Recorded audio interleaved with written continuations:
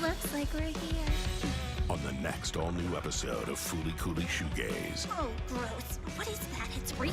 It's pitch black. The subject has just accessed imaginary time. It's being converted to real time. What the hell is that? Whoa, look at that! So he found the device even though it was locked away in imaginary space. This boy's the real thing, all right. Fooly Cooly Shoegaze. Next Saturday at midnight on Toonami. Next day on Max.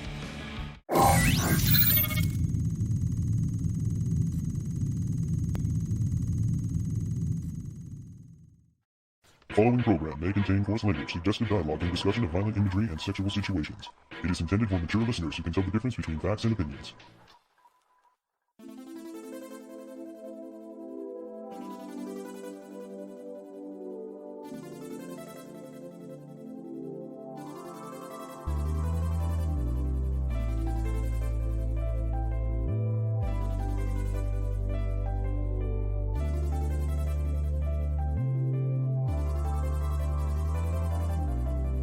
We pose the question, would you put your brain in a robot body? On this episode of the Toonami Faithful Podcast, I am your host, Sketch, and with me I have... editorial writer, LaserKid.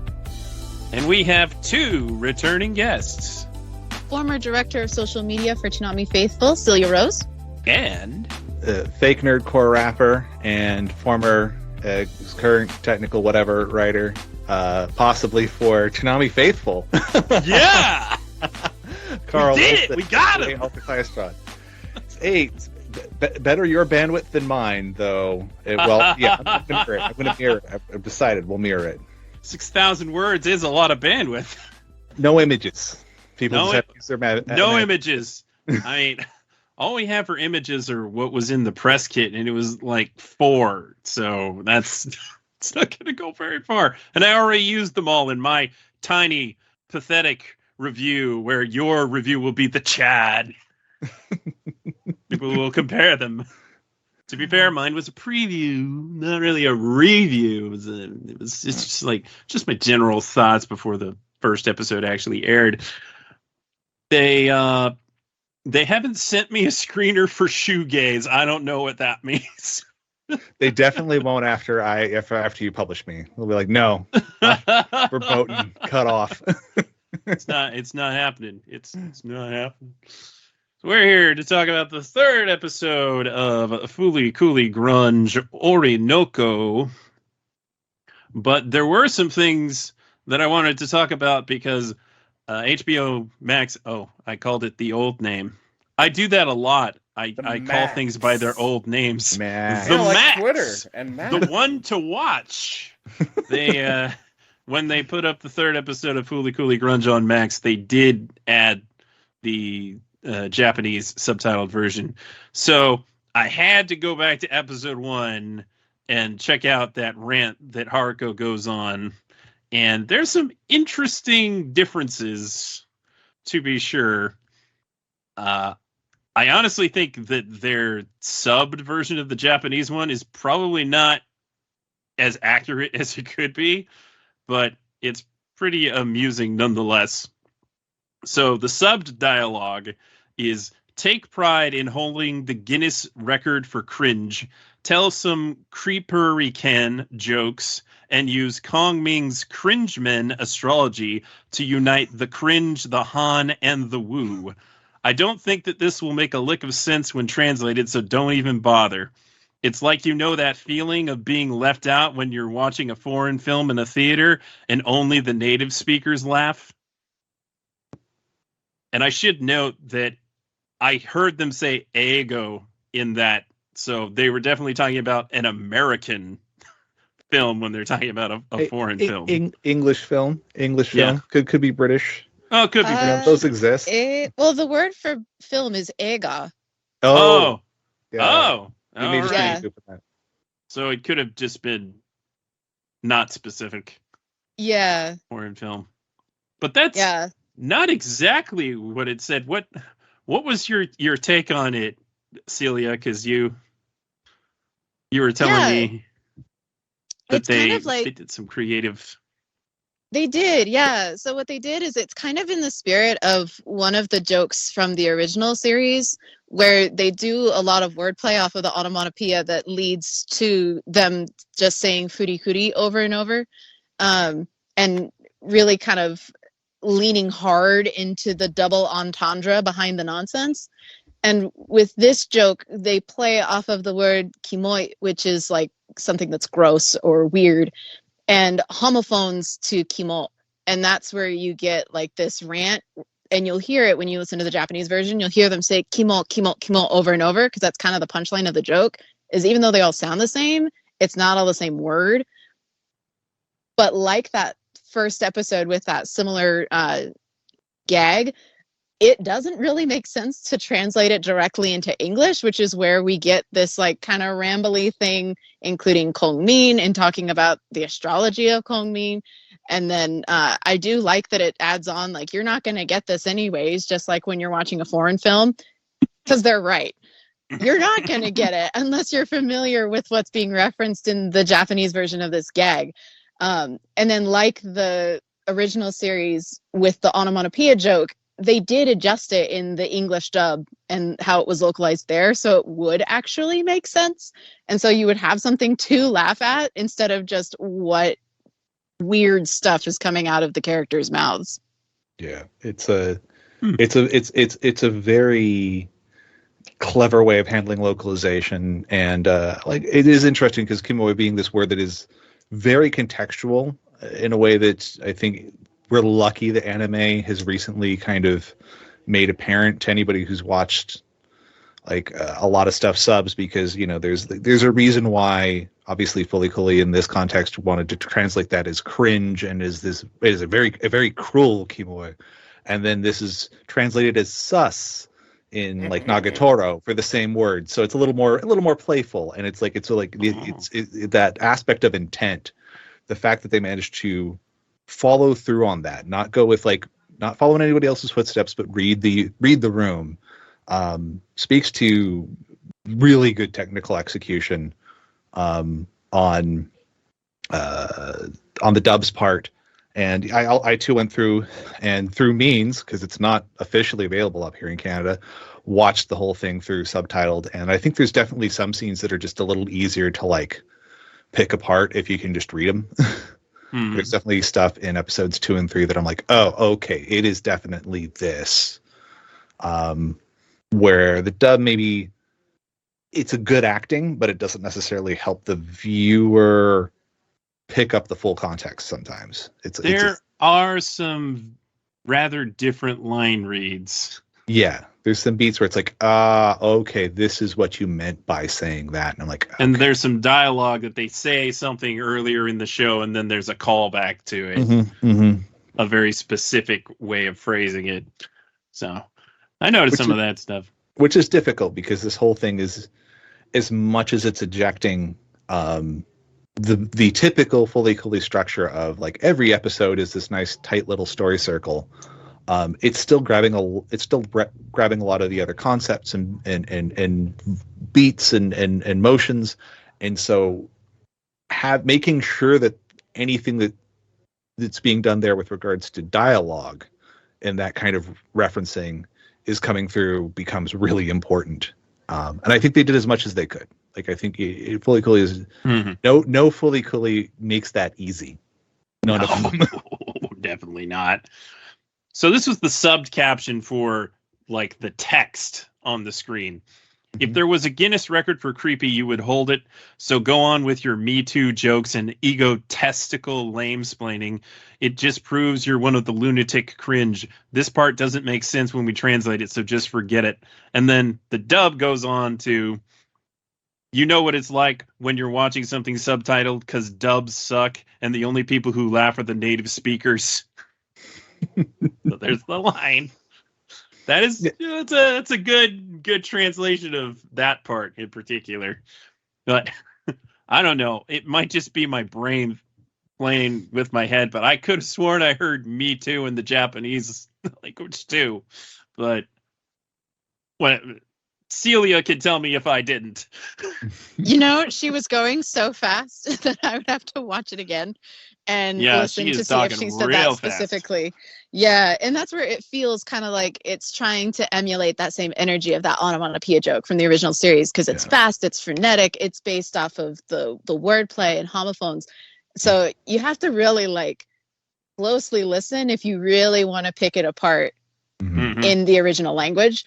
Because if you don't listen closely, it's just gonna fly right past you. It's super fast. Yeah, absolutely. More You guys are freeze making me frame wish I watched it storytelling. in Japanese because I didn't. Yeah. Speaking of wordplay, the Tetsuhiro Ikeda came up with the names for the characters, and Shonari and Dainari came from the mathematical symbols for less than and greater than. Clever.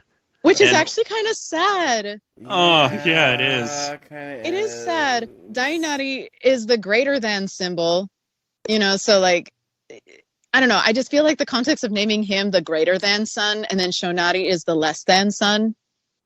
That is kind of sad. It is a weird way of being older brother, younger brother. And codifying it in that way. I can't say it's without...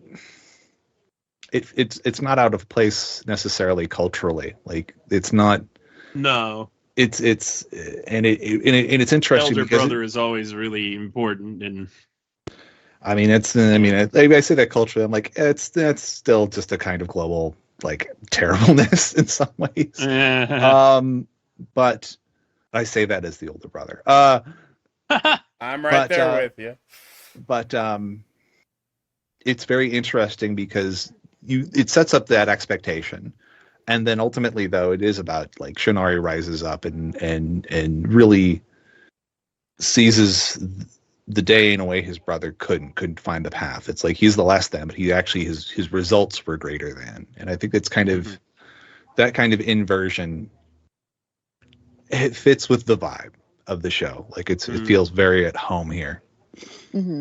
Now in the second episode, because I watched that one subtitled also, the subs in the second episode did specifically say that the Rockians were immigrants. Do you guys remember if the dub mentioned that? I remember being very confused about where they came from. I was watching it in English. Very, very confused. The director refers to them as aliens. But I don't think they mentioned immigrants at all in the dub script. Probably to kind of skirt that. Well, it's the kind of thing where I do wonder if some of that's also again language. Like I don't know if you would necessarily be able to skirt the context in Japanese as easily as you would in English. And if you're trying to and again, the story sort of makes that effectively clear anyways. Like they're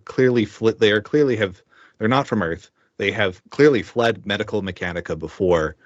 It's not that it's not there, but yes, it's one of those. That's one of the points that the subtitles make really textual. Like, now let me stop you there. Is this Earth? I don't. They never said it was Earth. Well, they don't have to say it's Earth, but it's like they clearly they fled their planet to this other planet. So Earth or not. And they're definitely familiar with medical mechanica. Yeah, it's like it's very clearly like, oh, they thought they were getting away from this, and there it is. Yeah. So Laser really liked episode 2. I also really liked episode 2. But what did you really like about episode 2, Laser? Well, unlike episode 1, we actually had character growth. Shonari is a character. Oh yes.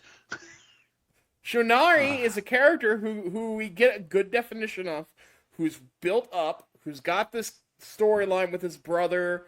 You get to really see more about his relationship with his brother, his relationship with Orinoco, his very minimal relationship with Shinpachi, although significant for what little is there.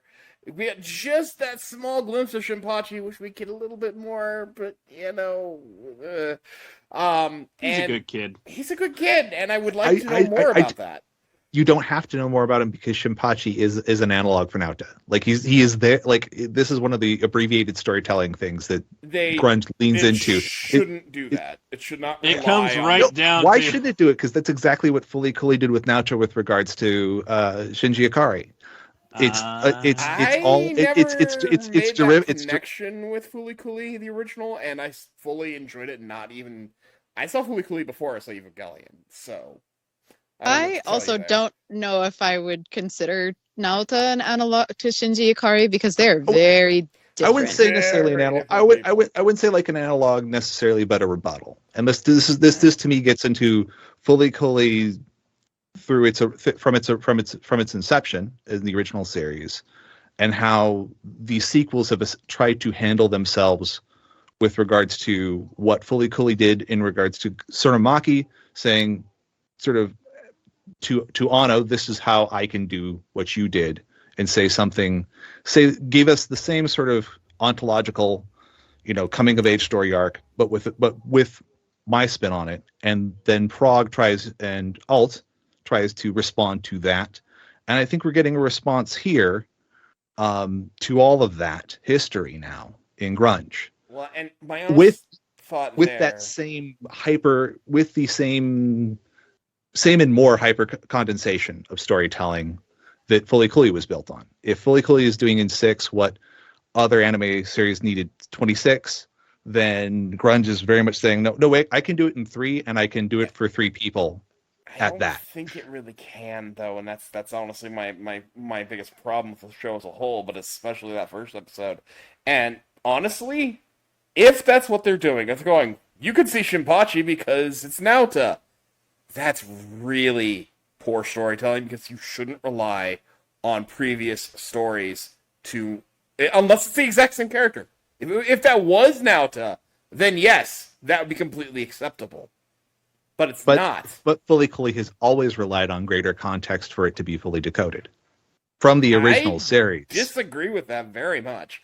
You can get more out of it by decoding it that way, but it is perfectly followable without doing that, and that's what made it great. The level of flatness of Shinpachi is it goes so far as, they put thought into Shonari and Dainari's names. Orinoko's name is a reference to Enya's song Orinoco Flow. Shinpachi was literally chosen because it's a common boy's name. It could also be, too, that the point of Shinpachi isn't necessarily for him to have that much growth, but it's hard to say because everything in Grunge is so fast anyways, that I would have liked to see something, because he could easily have a character arc like Naota, where Naota is apathetic all the way through, but by the time you get to the end of the original Fully Cooley, Naota is more open to letting people in. Right, he's not shut off anymore. But I think Shinpachi is really just kind of like bored, and that's about all the show gives you, because there's just not a lot of time to take it further. Yeah, I don't even necessarily think he's bored. He seems like whereas many Fully Cooley heroes and heroines seem to be struggling with ennui. I've never really got that out of Shinpachi, because every time we see him, he is in some way a good friend supporting his friends, whether that's standing up for Shonari, whether that's slipping Orinoco a 50 and blaming it on the clientele at the restaurant, or whether that's standing up to his dad rather than sort of just kind of hemming and hawing about it.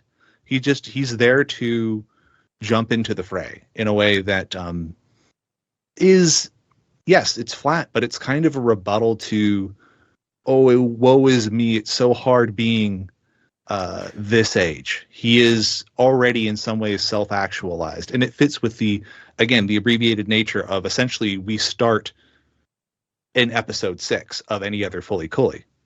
So that, again, one can say it's like, well, that's bad storytelling to need context. I'm like, yeah, but again, it's not without precedent in the world they're playing with to leverage context as shorthand for other things that are happening. I disagree with you on that, but I get that that's how you feel about it. But Whoa, Fooly wait. Cooly doesn't require you to use outside context to understand it.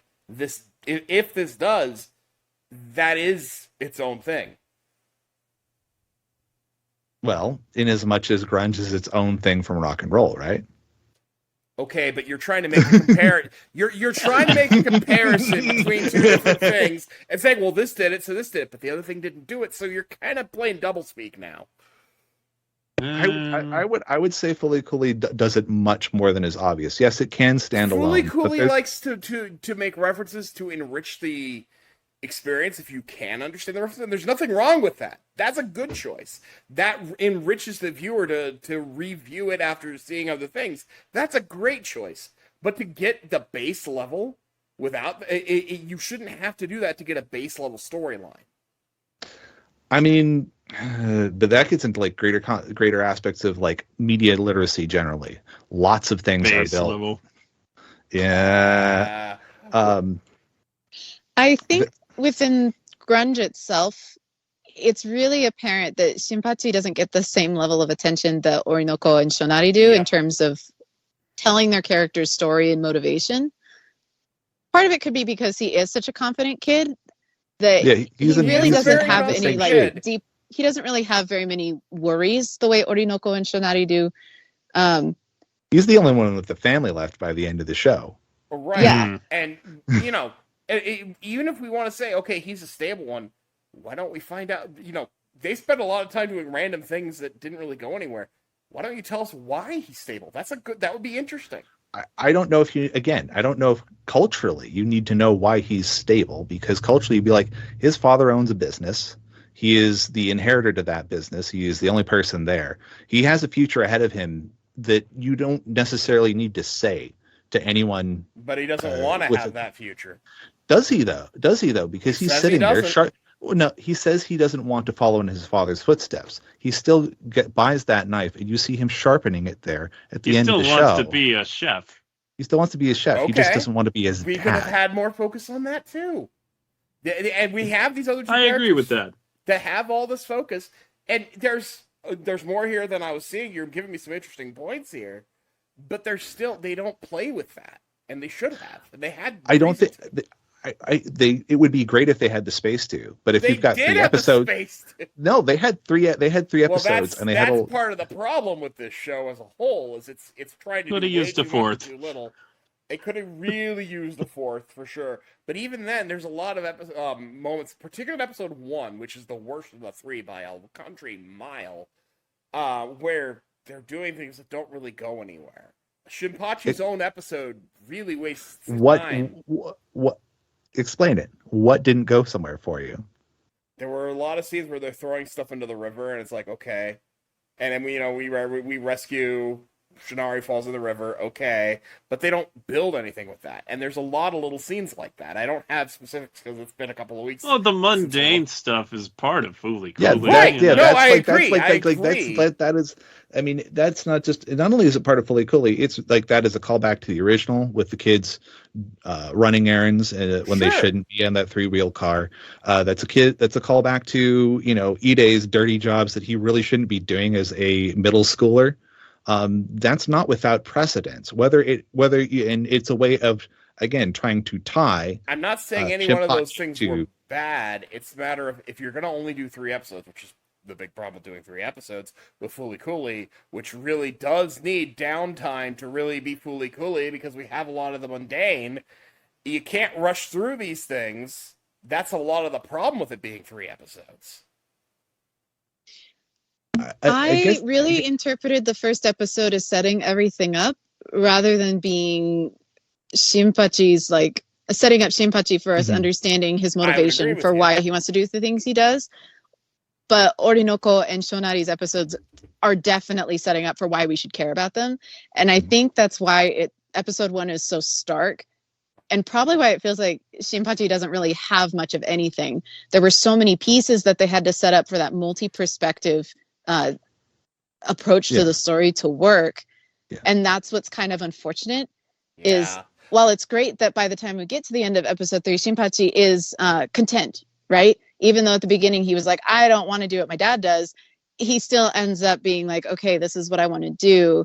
I just don't have to be exactly like my dad, which is a nice character arc, but it does feel like there's kind of some holes in there. And I think that's because we're so limited by how much time we have with the show. Exactly. And I have to agree with Sketch, a fourth episode would have been great for something like that, where they could have taken a little more time to spread the story out a bit more.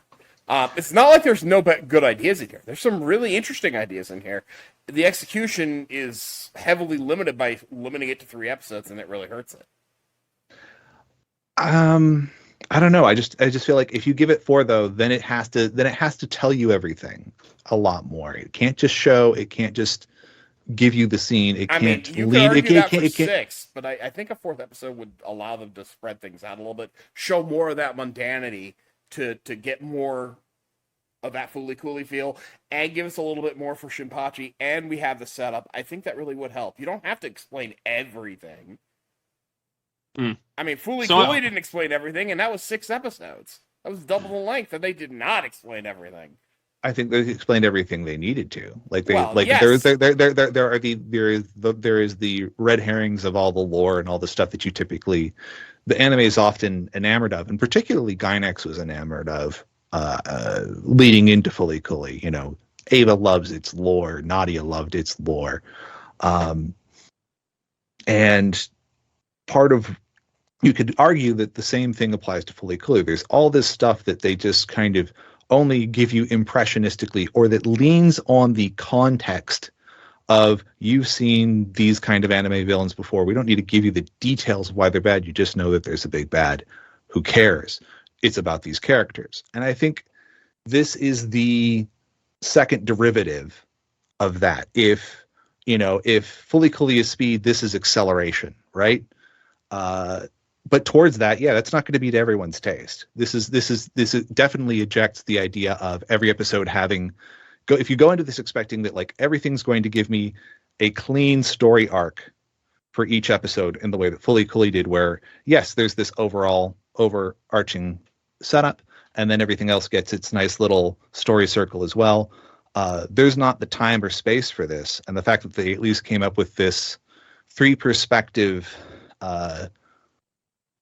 Tarantino-esque approach to it is probably a very clever use of the space they're afforded, and why it does start to hinge even more so than Prog and Alt did on visual shorthand that should evoke to the viewer the prior series or prior characters or prior events.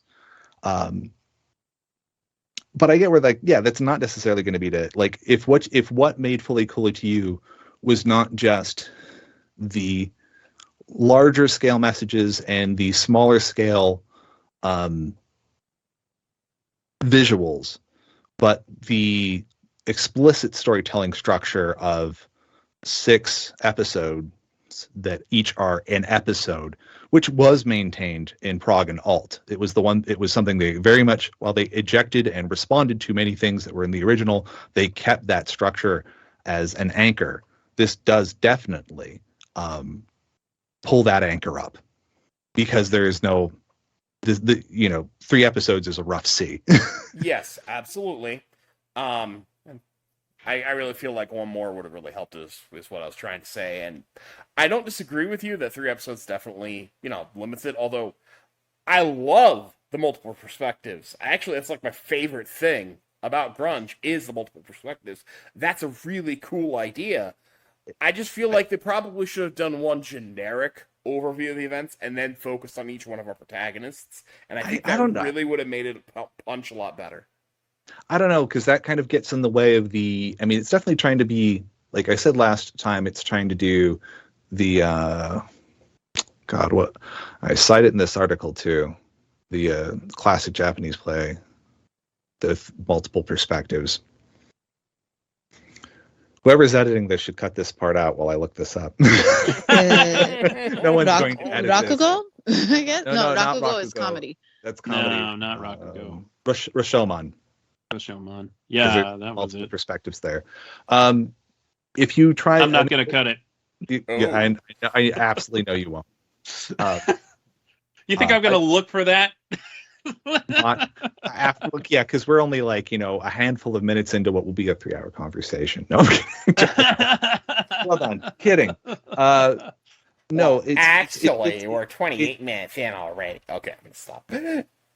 Yeah, now imagine once this thing is like, much longer than the entirety of Fully Cooley Grunge. Oh, jeez. Well, if you combine all the conversations, it is. It already, yeah. No, we cleared that last episode for sure. Oh, yeah. Now we're getting meta and dependent on outside context. That said, you would lose some of the value that's trying to be placed, especially on Sho and Orinoco, and having them really be the centerpieces of their episodes. And you lose the sense that like they're trying to set up 3 heroes, and one is kind of Shinpachi's is almost a red herring. It's like, you think you're gonna get this regular Fully Cooley site? We've got these other 2 people who are much more important to the story in a sense. Shinpachi is this generic, shonen hero that is. What really struck me was when rewatching it subtitled, and I'm like, God, he's this kid with short black hair, a button up, slacks, listening to a dated music player. I'm like, that's just literally pulled out of Evangelion, just with a different color scheme. Like, it's that we have seen. It's Shinpachi. You mean like Shinji? It's like, it's literally that shot, and it sets that expectation up of him being that kind of mopey, but eventually gets off his can kind of guy. And instead he's uncharacteristically self-actualized, but it's still Fully Cooley. So the second he's being assaulted by Haruko, NO happens. And we can kind of, like I said, it counts on the audience knowing it counts on the audience knowing it in the same way. Like I think I bring up Tarantino because it's like his films, yes, make sense on their own, but so much of it's built off of I'm referencing this film and this film and this film and this film and this film and this film. That's a good thing. But the thing is that's what it's doing here. It's trusting the audience to know the memetics of the source material. But it's doing it to get the base level of the story, and that's not a great idea. Yeah, I agree with Laser. It feels like more of a crutch this time because they're working on a limited time frame. Because Tarantino does do that, but it enhances the story. Exactly. It's not something the story leans on. Doing that to enhance the story is a great idea. It allows you to get more the more you watch things and the more you come back to it. That's a great way to make rewatchability. But using it as a quick way to get through it, to understand it, that's just not a... You're relying on people to... What if this is someone's first Fully Cooley? Oh, remember, I'm talking to you from Canada, where in fact this is the first Cooley to air on television. And yes, this must be absolutely impenetrable to anyone who hadn't sought out the DVDs or watched it on Crunchyroll or the original on Funimation. It must literally be an absolute impenetrable setup. And I think that would be, I can say it's like, it gets into a greater question of like, should all of these things be truly standalone pieces? Because already in some ways we can say like, well, our prior 2 sequels already failed that because they are so keyed up in being in some ways responses to the original, deconstructions of the original. But I can't speak to progressive as well, but I can say, with friends I've had that watched specifically alternative before they watched anything else, they were able to follow it just fine, and they loved it. Yeah, this is definitely not followable to the outside world, for sure. And I consider that to be one of its major flaws. And to your point about Shinpachi not being that important, I agree with you. If we have this character here that's not that important, why is he even here? Because he plays his role. He's there for that piece. And he's there to if he doesn't do anything, which he doesn't, then why is he here? Hey, if the story can run with Shinari and Orinoco without him. He's here so Haruko can pull something out of his head. Yeah. Okay, but why not? Literally. Why not do that for Shinari or Orinoco, who are much more interesting characters who we could do a lot more with? Because they have their own things to get done. They have their own stories to tell and their own paths to cut through. Maybe Rockians don't have NO. That's also a possibility. Let's keep it 100. Shunari clearly has the requisite romantic energy to have. Yes, Yes. absolutely. Yes, he does. Absolutely. And if he's there just to get hit by Haruko, and he's a prop, that's not a character. Yeah, I kind of agree. It's choices were made. I mean, like I alluded to last episode, it kind of reminds me of the lead guy in Gridman. He's there more to be, at most, an audience kind of. I can't comment on that without spoiling half of Gridman, but I would disagree with you, but for reasons that require me to go into Gridman. But the thing is Gridman is much more about its villain, or its other characters. She is definitely the major character, the focus. Yes. Yeah. So but it's not that there's nothing there for the main character. But again, I can't really answer that without spoiling it for anyone listening. And let's compare him to Ida. From Tenya Ida actually has a storyline and a character arc. Kinda. He goes through a whole arc about his brother getting his. Not that Ida. Oh, okay. From Fully Cooley. Oh, okay. My brain just jumped to the wrong Ida. I'm smart. Yeah. I also thought of the same Ida because I haven't watched Progressive or Alternative. So I'm like, well, I mean, I haven't watched Hero Academia in a while, but I'm pretty sure Ida does have a story. That's why I reacted the way I did. I think in terms of if you compare him to, yes, is like Ida, they're more for the other cast to bounce off of and to be, in maybe contrast to Ida, okay, you can be the NO person and not be a mope like Naota, not be borderline death drive like Hidomi, not be kind of cringy like Ida, but just sort of be and not be mixed up like Kana. You can be just sort of a person who, doesn't necessarily has a vision for themselves that isn't necessarily the one set out for them, but isn't necessarily that different either. That understands the privilege that they have, and tries to share that. I mean, very critically with his friends. I think you don't have him there and then be like to try and give him conflict when his role is to be the person who's trying to help these other people who have much harder times than himself. I think there's value in having a little something more subtle like that in the context of a Fully Cooley. It's something we haven't, and it's something that plays to the ultimate denouement of everything being kind of a team effort. Something that even Haruko kind of has to, in all of her selfishness, has to kind of recognize, which is uncharacteristic for her because she's as much the trashy adult that she complains about. Right? She's just as selfish as Medical Mechanica. She's just as exploitive, just different in how and goal. But ultimately will still use anyone in her way. And for her to be like, oh, you, and you all kind of made this happen. Here's a ticket to space. What? What? So I asked Maki Terashima Furuta what her stance on Shin, why Shin was content to stay where he is. Like, I'm fine with Shin finding contentment. That's good. That's a progress. But why? And this is what she said. Shin hated the environment he was in, as well as the way that his father lived. But in the end, after having done what he could do without having to follow his father's rules, he felt somewhat fulfilled, especially after helping Orinoco leave the town. Yeah. Okay. I could buy that. I could see that. I just kind of wish there was. Well, I know it doesn't have to tell you everything. But you could show that without saying something like that. You could show he's more content than it actually does.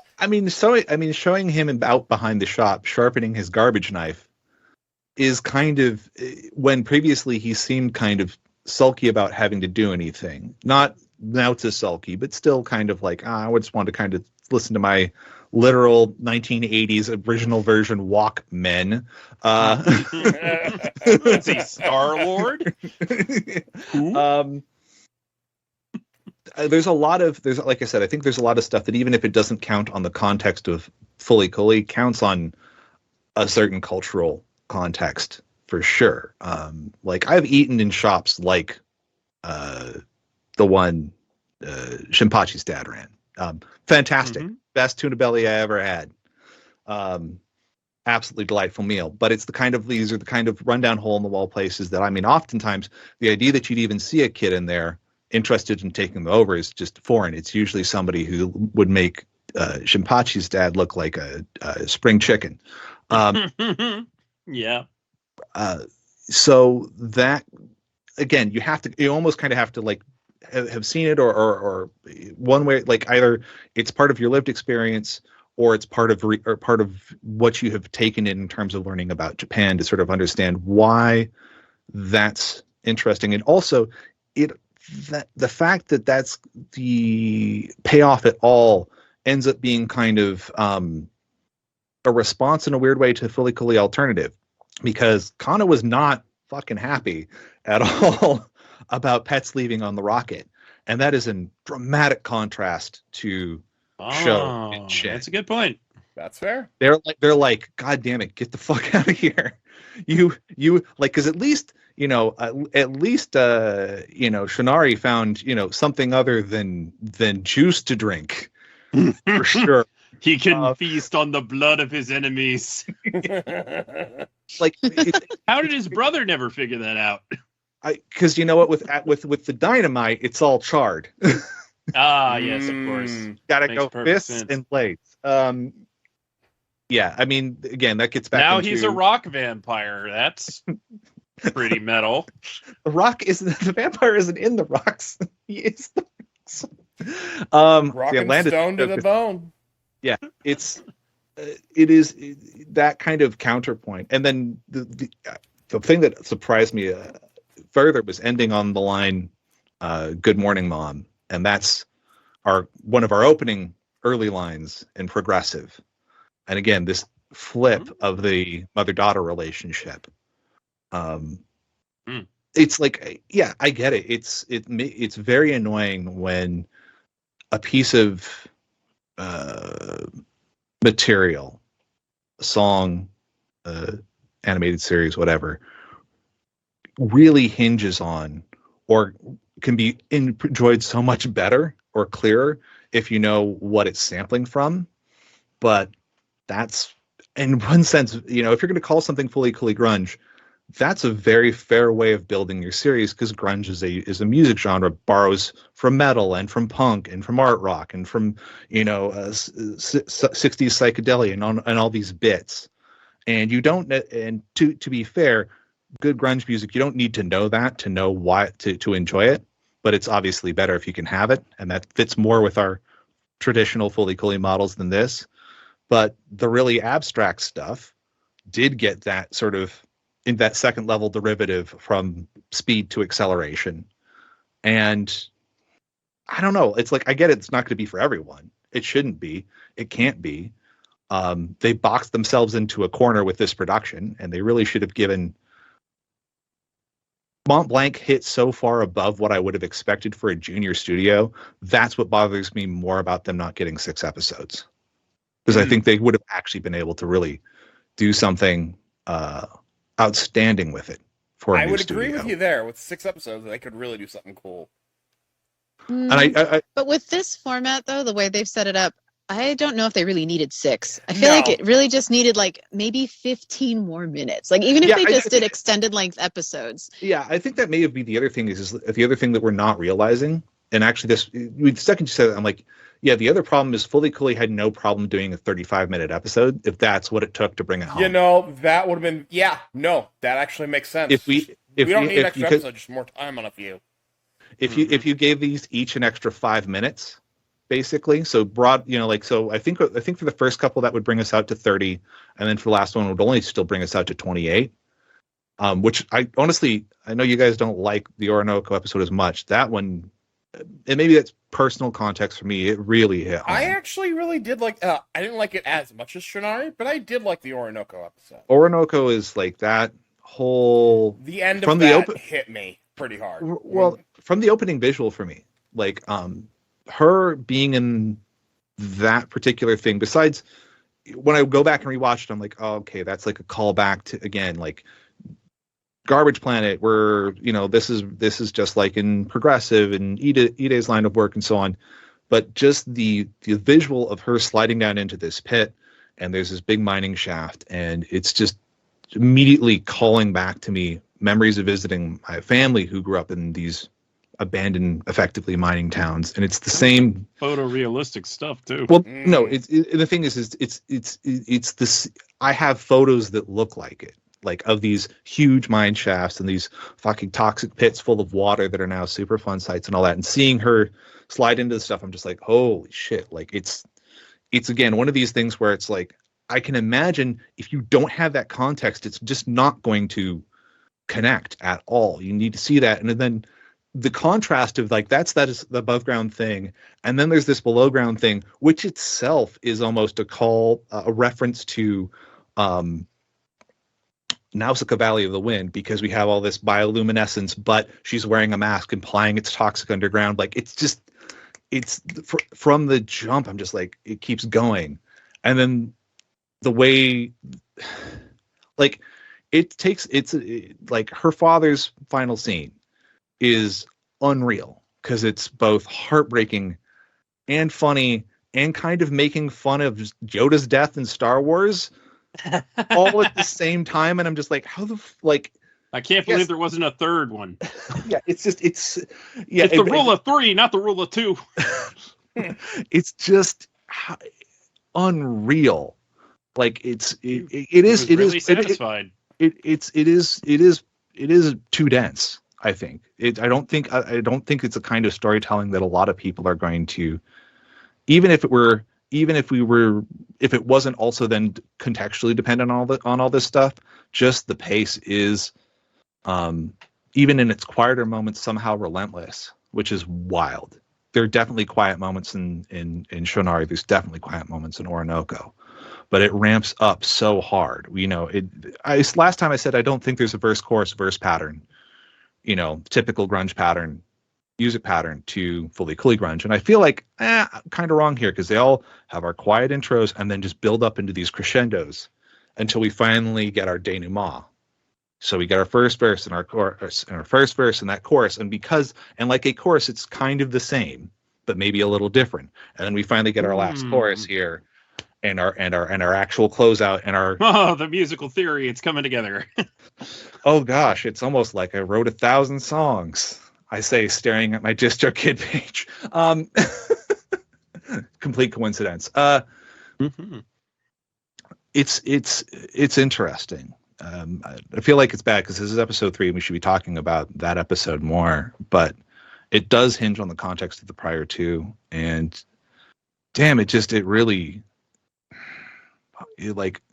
hit home. And it was interesting because, yeah, like I said, it does visually quote some of the other Fully Coolies. The point at which the iron is bearing down on her house.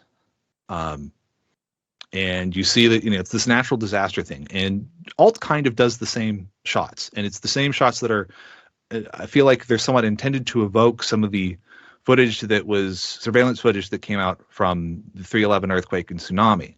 Yeah, see, this is a place where you make references, it enhances it. I'm all for stuff like that. Yeah. And the interesting thing, but the thing is that's still something where you need a bit of cultural context. You're not going to have that. You're not going to be alone. You'll understand there's a disaster and you're running. You don't need the context to understand the basic, but the added context adds layers, which is a good idea. Speaking of the running, when she was running, she said she must run away. Complete inversion of Evangelion. Yeah, no, it's in the sub. It's even more blatant. That did make me laugh. She literally says, I have to run away. I have to run away. It's a little different in the dub. Wink and a nod, and again, that's where it's fun. That's where it's interesting. That's where it's good. But the thing is that one of the things in that referencing is just how much more personal their take on that was versus alternative. Alternative, no one's in these buildings. They're just these evacuated buildings. Here it's here it's literally she's trying to preserve her memories of her mom. Like this is literally trying to grab the family photos before the place is blown out. And I'm just like, that was again, that is a very dangerous place for any studio to tread. It's hard to like if you can be on the wrong side of that. And again, Mont Blanc lands it. I agree with you on that. It leaves you shook at the end of it. And that all this time as she hated this robot because she hated how maternal it was becoming, only to find out that was actually her mother's memories inside of that AI. It was your mom the entire time. I did enjoy Mom GPT at the end of the show. Yes, Mom GPT at the end of the show. Mom GPT. How is she interacting with the... It's just like a regular disc player, man. Look, it's loaded all the data into the back of the seat because we, it's the future, and just like our present, we're putting computers in too many things. I have a Bluetooth light bulb in my room. Why? I don't know. Also, she's like narrating how she woke back up. Is like, and as I woke, and it's like, and then her mother's voice responds. I'm like, wait a minute. She's narrating this. Again, rule of cool. Like there's times like fully gets to play with the rules whenever it's there. I agree with you on that one. That it was just a fun little moment. Yeah. Well, and it was really neat to sort of, and again, it's a bit of a pushback against the original Fully Cooley to say like, imagine like this is the way Grunge ends is as if the original Fully Cooley ended on focus on Nina Mori instead of Nauta.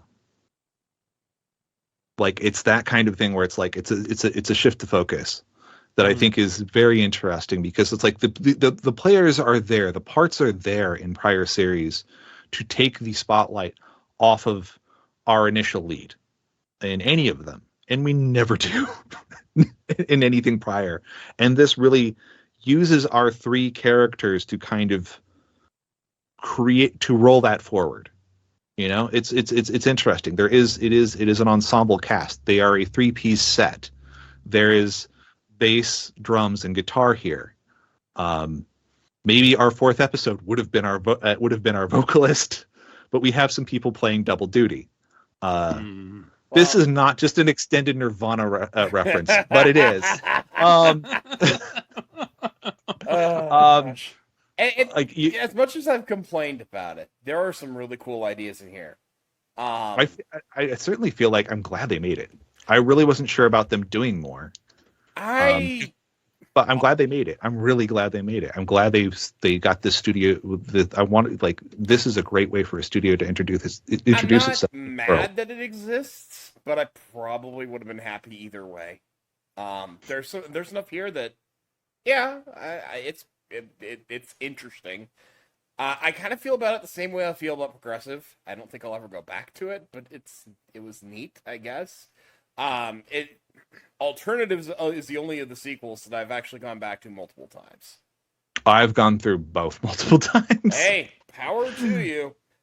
But I mean, like I said last episode, like Fully Cooley's how I got my why I'm here. He has a degree in Fully Cooley. Ooh. I mean, Fully Cooley is really cool. I got, no pun intended, I got really into Fully Cooley. I have the old Broccoli release with the big giant overcase and the book and everything. Yeah. I got into Fully Cooley pretty early. So I definitely love Fully Cooley. It's just these sequels I wouldn't say I hate them. Not any of them. Not even Grunge. I don't hate Grunge. For all my complaining, I do not hate this show. But the level of necessity for them, even alternative, which I liked overall, I don't know. I'm in the same camp. Obviously, I'm not deeply emotionally attached to the original. I think it's really cool, but it was never my favorite. But I also felt like it was such a lightning in a bottle thing, and really this neatly wrapped little package of chaos that when they were announcing sequels, afterwards, that I'm like, but do we need that? And even though I like some of the things that were introduced in Grunge, and I feel like they had some good concepts, the execution definitely needs tweaking. And even the art kind of started to grow on me by episode 3. I'm like, did we really need it? Let's be real. The climax of this is a whole lot of, hey, remember Fooly Cooly? Yeah. Like, let me get this off my chest. Amuro served no purpose. He was there purely to be like, hey, remember Amuro exists? Yes, and that's where I really feel like this show could have benefited from a little more time, because I think a cool way to really utilize this multi-perspective technique that they've decided to use is you have R3, and then in the 4th episode they all collide into one story, and these side characters that they've introduced can have a greater there you go. have a greater role in the climax, because they're not crucial to the main story time. And that's the main story. You know? There you go. I really wish that's what they did. Unfortunately, it sounds like that was what they had to change from, since it sounds like they had 4 episodes initially, and then they cut it down to 3. That explains so much. That explains so much about it. And that's a damn shame. That's a damn shame, because it, with a little bit more, and not a lot more, but a little bit more, I could have possibly really liked this one. See, with Amuro, there's literally only about 3 minutes of screen time for him, and actually 25 seconds of that is just a minute. 25 seconds of that is just them talking about him. That scene with I might be mixing these up here a little bit, but almost all of it happens in the 2nd episode. And while I did enjoy him talking back to the policeman, which is actually, I think it's funnier in the sub, because they phrase it a bit differently. It says, I repeat our repetition. This area is that closed. Was funny. The joke with saying kurikaisu and then repeating kurikaisu, which literally means to repeat, right? Yes. That was funnier, I think, than how it came across in English. But yeah, they referenced Aramao pretty frequently in the 1st episode, and I think because I was so busy trying to pay attention to the plot that I didn't notice it until the 2nd time around. The mayor even says a bigwig from immigration came into town. Sorry for the inconvenience. And then you realize by the time you get to the 2nd episode that it's actually Aramao, who's really not that much of a bigwig in retrospect. It's kind of funny that he referenced him that way. And then he loses his eyebrows. And then after that, he's just kind of there. This story is the origin of how he loses his eyebrows and how Haruko gets her base. Yeah. I mean, there is that aspect to it, and that is maybe a bigger squandering of time. Also, the robot she fights is literally the robot from the first 2 episodes. But it was interesting that the flies turned into that. Yeah. I mean, this whole time the flies have been pestering people. I love when she takes a bite of the food. It's like, oh! Yeah, that is a great gag. Just her trying to eat food, and it's just constantly trying to get flies is funny. There are definitely parts that, I mean, they're very lucky they've done such a good job with Sho and Orinoco especially, and in that bringing in Shinpachi as this glue, after a sense, to sort of, it made some of the stuff that should have just been straight member berries, just like I clapped when the bass came out of his head. It swerves that, and it feels earned because noises. It's I might be mishearing, but I compared the sub and the dub, and I'm pretty sure the dub adds more gush noises. They may have taken some liberties with that Foley, or maybe the mix was just much different.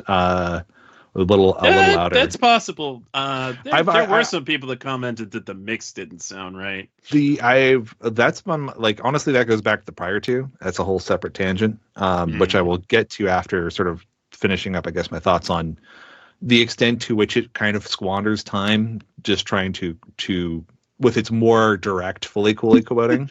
Adam S. shows up, looks majestic, and then gets it the hell out of town. You know what? As that he was does.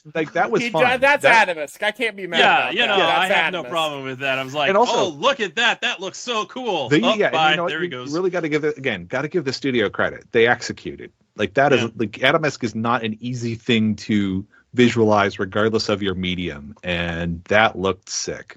He was just hiding in the crater the whole time. It was.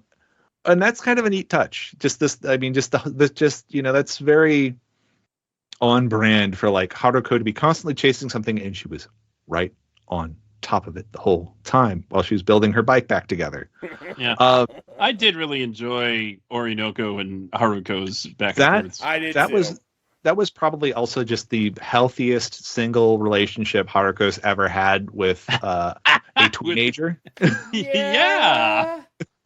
She wasn't trying to pull nothing out of her or anything. Well, not only that, it's like this. Even the second she tried to like be like, "I'm gonna do some goofy I'm gonna be like smooch innuendo," she's like, "Yeah, no, cut it out."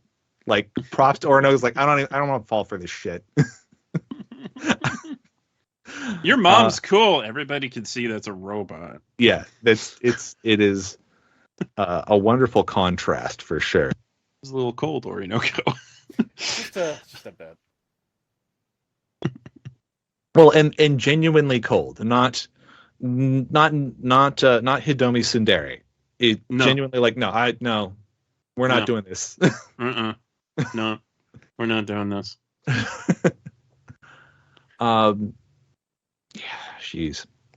Yeah, I think the breathing room would have helped. Like, even if it's not a full episode, the second you're like, what if we added some minutes here? I'm like, that probably, put it this way, then at least Amuro has a reason to be there. Otherwise, you can probably, great gags aside, you can probably build those out of other pieces. Probably. Yeah, no, I think adding 5 minutes here and there on each episode, I really think that probably would have done it. I actually have to agree. I mean, given that the last episode clocks in at 23 and the other two clock in at 25, what does 2 extra minutes give you? Like, how much does that make it another something scene that only with Amuro, I can enjoy apparently. with? Well, the thing is the question is how much does that take it out of something that like only an obsessive like me can enjoy into over the line? How much extra context, especially considering otherwise this show has proved itself pretty adept with very compressed, condensed, second derivative storytelling. How much could have it fit in 2 minutes? I also feel like they've repeated some scenes more than necessary. Oh man, like in any other show, that fast forwarding in episode 2 would be literally insulting, but it's fully cool and you can get away with it because it's meta. Yeah, that was okay. And I mean, time for a quick costume change. I love the fact that she has to go around on a bike and she has to work so hard to be in 2 places at once. Funny. That was comedy gold. That she's just like, she's such a scumbag. Actually, seeing some struggle for Haruko here. Yeah, it's just great because it's like in any other context, normally that would be a very sympathetic scene to see, and you're just like, no, it's Haruko. She kind of deserves it. It was interesting because it's going back on rewatches and then realizing it's like, oh, when she's changing out of things in the first episode, she's changing out of the kimono, not the red dress we had just seen her in. So I think some of that repetition is to try, because they're showing, not telling a lot of things. Okay, we'll show as much as possible these bits of chronology so you start to figure out where these things place with each other. And it gets to maybe the other question of, okay, doing these 3 separate little character arcs, such as they are, character acts, that then kind of keep leading into parts of this finale until we get to our true, full finale, full distortion on, actual denouement play out. Would it have been better if this was also, again, maybe just the exact same amount of time, but if you edit it like a film, you don't have to repeat anything. You can just kind of like, that people just watch that. Yeah. But some of it wouldn't necessarily work as well in order. Oh, no, I'm not saying in order. You still can be out of order, but you don't have to show repetition if you know that the person just watched episode 1. You can just simply show just enough to say that was this point in episode 1. You don't have to give, you can bring that in. And honestly, then I think the only reason this isn't a film is because then they could only play it one night. And it's hard to, if what you want is to still have some sort of sense of episodicness, which you get by going Rashomon with it, with these 3. I'm going to focus on this lead, and this lead. finale, which obviously fourth would have been your again, if you have fourth, then you can say finale, all three of them in line together. Yeah. And then maybe, there's a version of this show where it's like, finale had to be like 7 minutes. well, it's 7 minutes. It's also 21 minutes because it's the last 5 to 7 minutes of the prior 2 episodes as well. Mm-hmm. Right? It's like, okay, can we grab back 15, maybe up to 15 minutes, 14 minutes of show, by then saying our finale, we're really only going to see the finale at the end. We're going to see, or we'll see at most a hint of the finale early on, or a hint. We can have smaller hints of this because we know it's all going to be ingested in a single setting. Again, like for me, I don't mind this, but again, I'm a weirdo. I'm an outlier, 100,000%. Hey, man. I found a real weirdo. It means that this appeals to a set of people. That's a good thing. But the thing is like, am I at this point the kind of person with regards to something like Fully Cooley, especially in like, as in writing this stuff up, I'm like, even bad Fully Cooley still is leagues better than a trashy Isekai, like or some garbage light novel adaptation. Ooh, like them's fighting words. I'm saying bad. No, I'm talking about the low level. You know how bad it gets. Oh, I do. Oh, yeah. I do. And also, do. It's like that's my shorthand for whatever the current stagnation is. At one point, that was Slice of Life. At another point, that was made anime. At another point, that was Magical Girls. At another point, that was mechs. It's always nice to have something that's at least kind of trying to do something different with the form, even if it's not as different as it should be. Because in a sense, if you're really trying to respect Fully Cooley's thesis, it's not just about you did it in 26, I did it in 6, you did it in 6, I did it in 3. It's also that I was able to do something entirely from scratch with whatever the time was. And no matter how good any of these shows are, we're going to still have to come back to it's like this was born of an era where you could get at least 13 episodes on a UHF channel. God knows what hour, but it could be entirely anime original, and your key creatives are maybe a kind of seasoned writer, but also just a guy who was doing dojin and he's on the come up. That's gone. And this is perhaps as close as we're going to get to it, because at least it's a brand new studio. It sucks that much like how every time a new director comes up these days in live action film, the goal isn't that they get to make the next Star Wars in terms of making a new IP that's as important to the pop cultural conversation as Star Wars. They just literally get to make the next Star Wars television show or film, or the next Marvel. Never lives up because it can't. Well, it's not even that it never lives up. It's that even if it did, even if it had everything to say and managed to somehow transcend the thesis, it's still an extension of an existing IP. And part of what makes any of these things, what elevated these things into lasting cultural relevance, and this applies to Fully Cooley, even though it is so niche, why it's special was because it was this brand new thing. And it sucks to have to watch something and it's moving you to tears and you're like, wow, this is great, I'm really connecting with this, and then being like, but gee, they probably could have done something, even if you could have just let them have the full palette and not say you've got to be on somebody else's playground. Like, that's the flip side of this, is like, I want to see Mont Blanc's next thing. I hope Mont Blanc's next thing isn't just adapting something or working with somebody else's stuff. I hope somebody can actually write them an actual blank check. I would agree with you. I'd love to see what else the studio can do. They definitely showed some versatility. And I want to see what else. I want to see more from this director, and I want to see more from these storyboards and stuff. Because here's the other thing. If you can be so confident with somebody else's words that they become essential to understanding what you were trying to communicate in that work, I imagine your command of language might be rather impressive, given the chance to just express what you wanted to say without those handcuffs on. And damn, like it's not the takeaway I want to take from this, because I enjoyed it so much. But at the same time, I'm just like, if we start to talk about the meta of it, it's like, yeah, this shouldn't exist.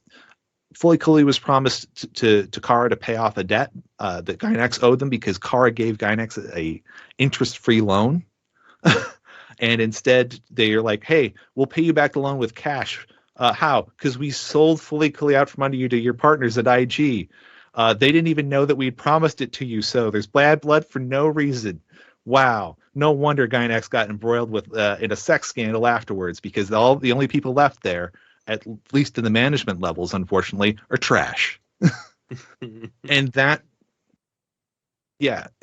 that's the other side of it. It's like, even if this stuff's amazing for some people, that kind of meta and isn't never going to be good. Hey, we made the perfect Star Wars. Yeah, Bob Iger still sucks. I don't know. Like this, that's always a difficult conversation of how much and the problem is this as we come, now that we've finished this part of it, it becomes an inevitable part of the discourse, and it sucks because it drowns out. That's another thing that we didn't have to worry about with regards to talking about Fully Cooley. Not just because people hadn't been burnt out by 20 years of internet discourse at that point with all the, mind-numbing toxicity that is. Talk about steam flattening out the wrinkles in your brain. But just simply, it's a standalone work. You don't have to consider it in any sort of inherently has less studio politics behind it. Or to the extent at which it does, it's like, yes, as I'm going to open this article that I'm writing with, like, ostensibly drawn from a bar bet between a kohai and a senpai of who can tell this story, this classical Campbellian hero's arc, in less, and still have it land, and still have mass and gravitas.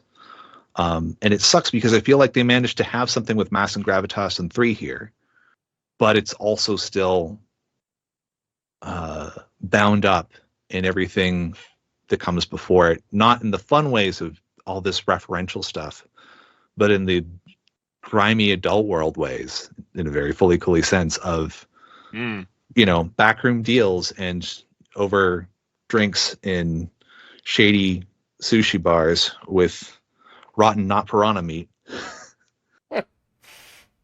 Somebody else take over. I need a break. I've depressed myself. I'm going to eat. I'm going to go eat. I would go eat this ice cream. There were some observations that I had, just some things that were curious or poignant. One curiosity, since we know they have the technology to take somebody's brain and put it in a robot body, could it be the case that the director of Medical Mechanica used to be entirely human? Could be. I mean, we'll never know for sure.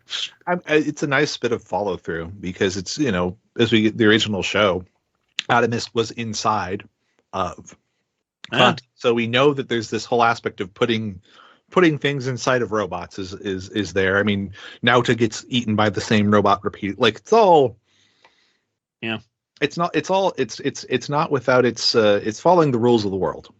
Yeah. Very expertly, almost cloyingly, but again, he gets away with it. The rest of it comes together. And the other thing is, Haruko gives Dainari's stomach plug to Orinoco for a whetstone to sharpen knives. The irony of this. Oh my god. It's being used to sharpen the katana intended to protect Dainari. Also, that would explain why it was sharp enough to cut to nick Shonari. That's because a knife's got to be pretty darn sharp for that. Yeah. And one more amusing comparison to the. Actually, I have two comparisons from the sub and the dub. When Haruko says arigato in the dub, if you listen to the Japanese, she says thank you in English. That's great. No matter what language you're listening to, they're doing another one.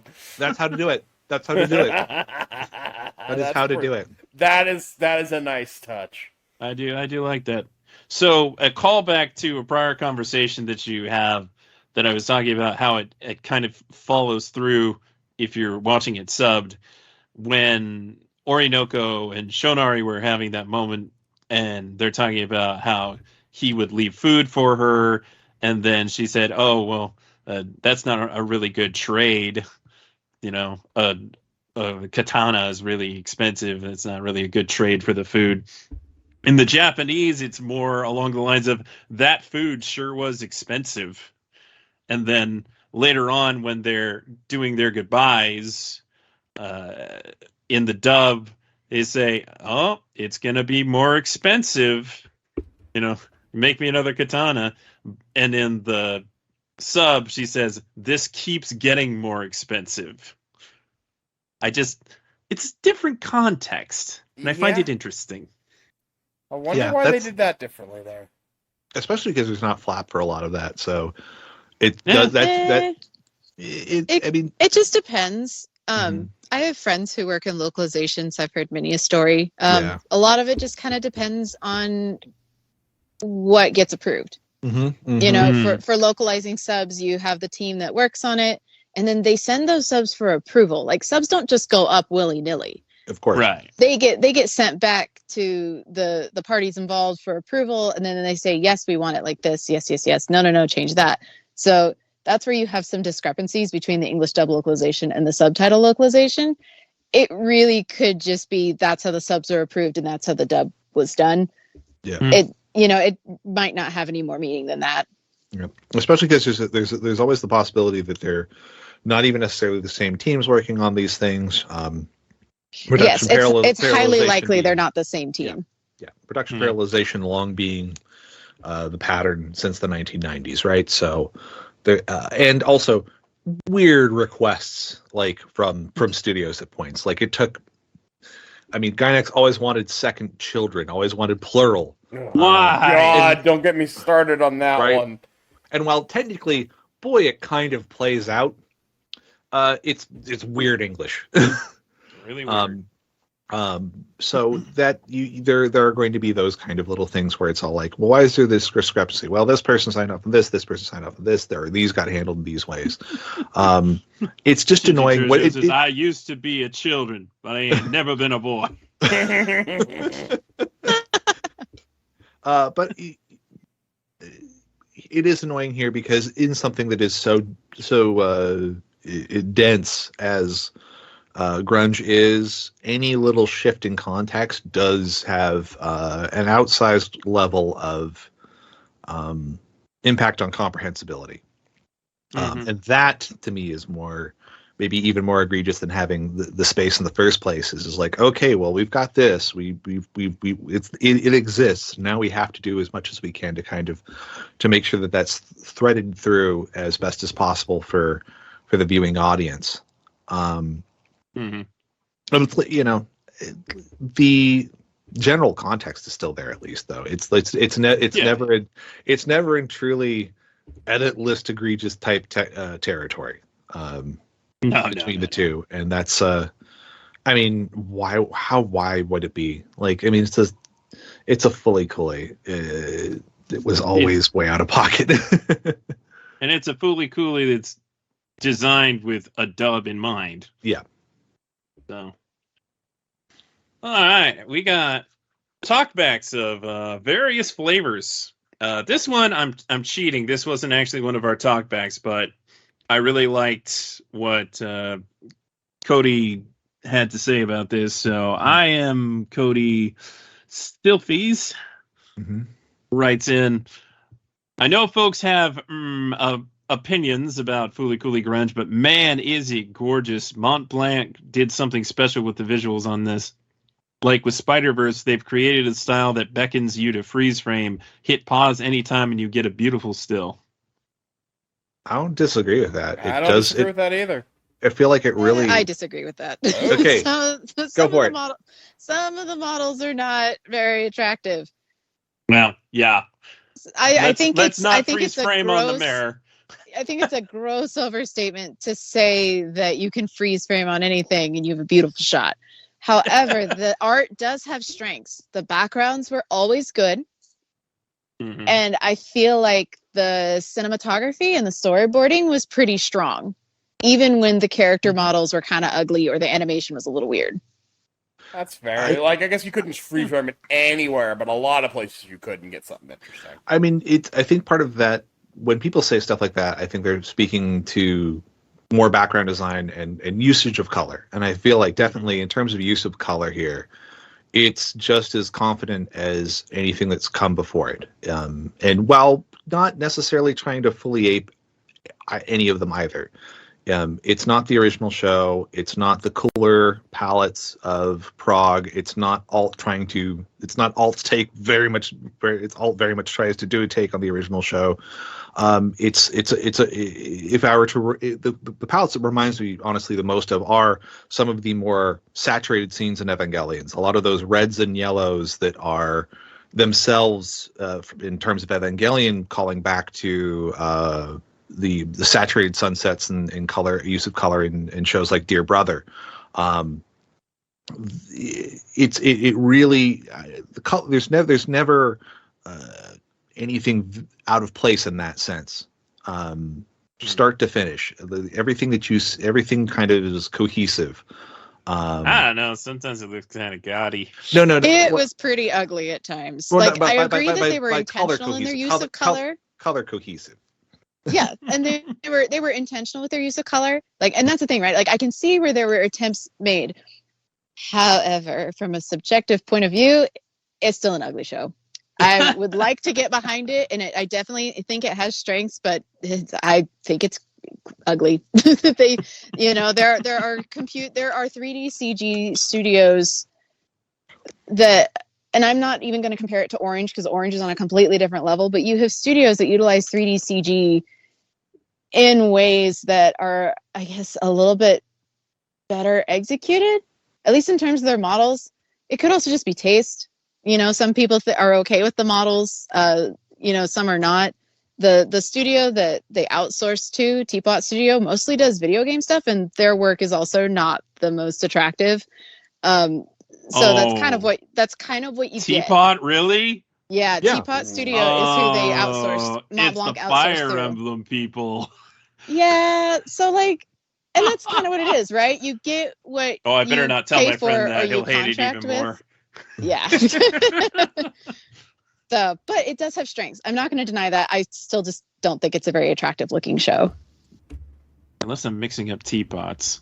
No, I think you're right. Because I thought that was the recording studio. I didn't know it was. Double check. Also the animation studio. Yeah, Teapot Studio is a studio based out of Thailand, and they do a lot of. They mostly have done video game, mobile game stuff. And if you look at their portfolio on their website, a lot of it is just really unattractive character models. Granted, that could be what they're commissioned to do, so that might not be a fair judge of their actual work. But it's still just that's kind of what you can expect. Well, that gets into, as you note, the storyboarding and camera flow is very confident. So even if that's a storyboard that they've been handed from Japan, to execute on that and make that all flow in motion is their domain. So modeling may be something they need to work on now, considering they clearly, given the right layouts and stuff, can otherwise execute, and given the palette can execute. Again, this gets back into, I'd like to see more from Mont Blanc and their partners and what they can do here, because it's a really strong first entrance into anime. Obviously, this gets back, and it's interesting that they have roots as a game studio, because of course Gainax did some game stuff on the side as well for a long time in the 90s. Nah, I'm thinking of a different Teapot. Different Teapot? I'm thinking of a different Teapot. This studio didn't do Fire Emblem CGI. Okay. I was gonna say, now that you mention it, too many teapots. We just need too many teapots, short and stout. You beat me to it. I was also going to mention a Mrs. Potts joke here, but yeah.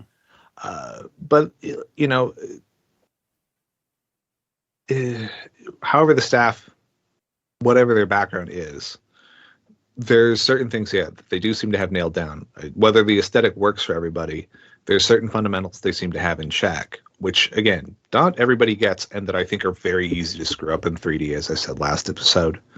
And again, they continued through with Orinoco. There was never any shot here. I'm just like, God, why was this?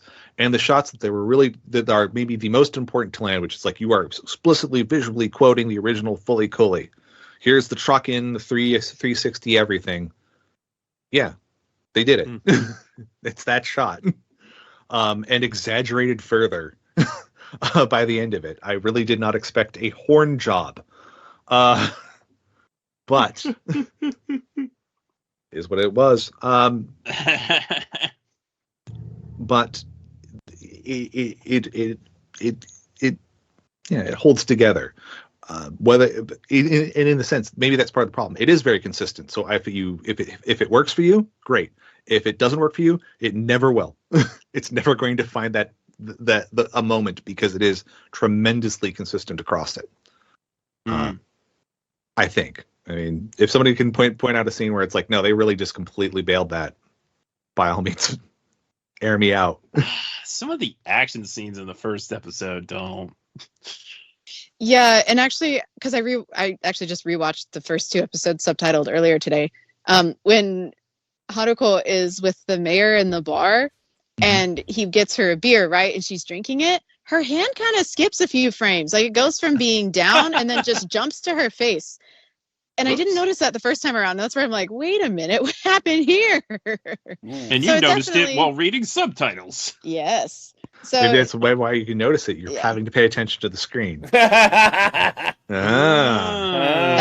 should say a lot about episode 1 if I didn't feel like I had to pay enough attention to the screen to notice that the first time, because that's a pretty big animation error. Yeah.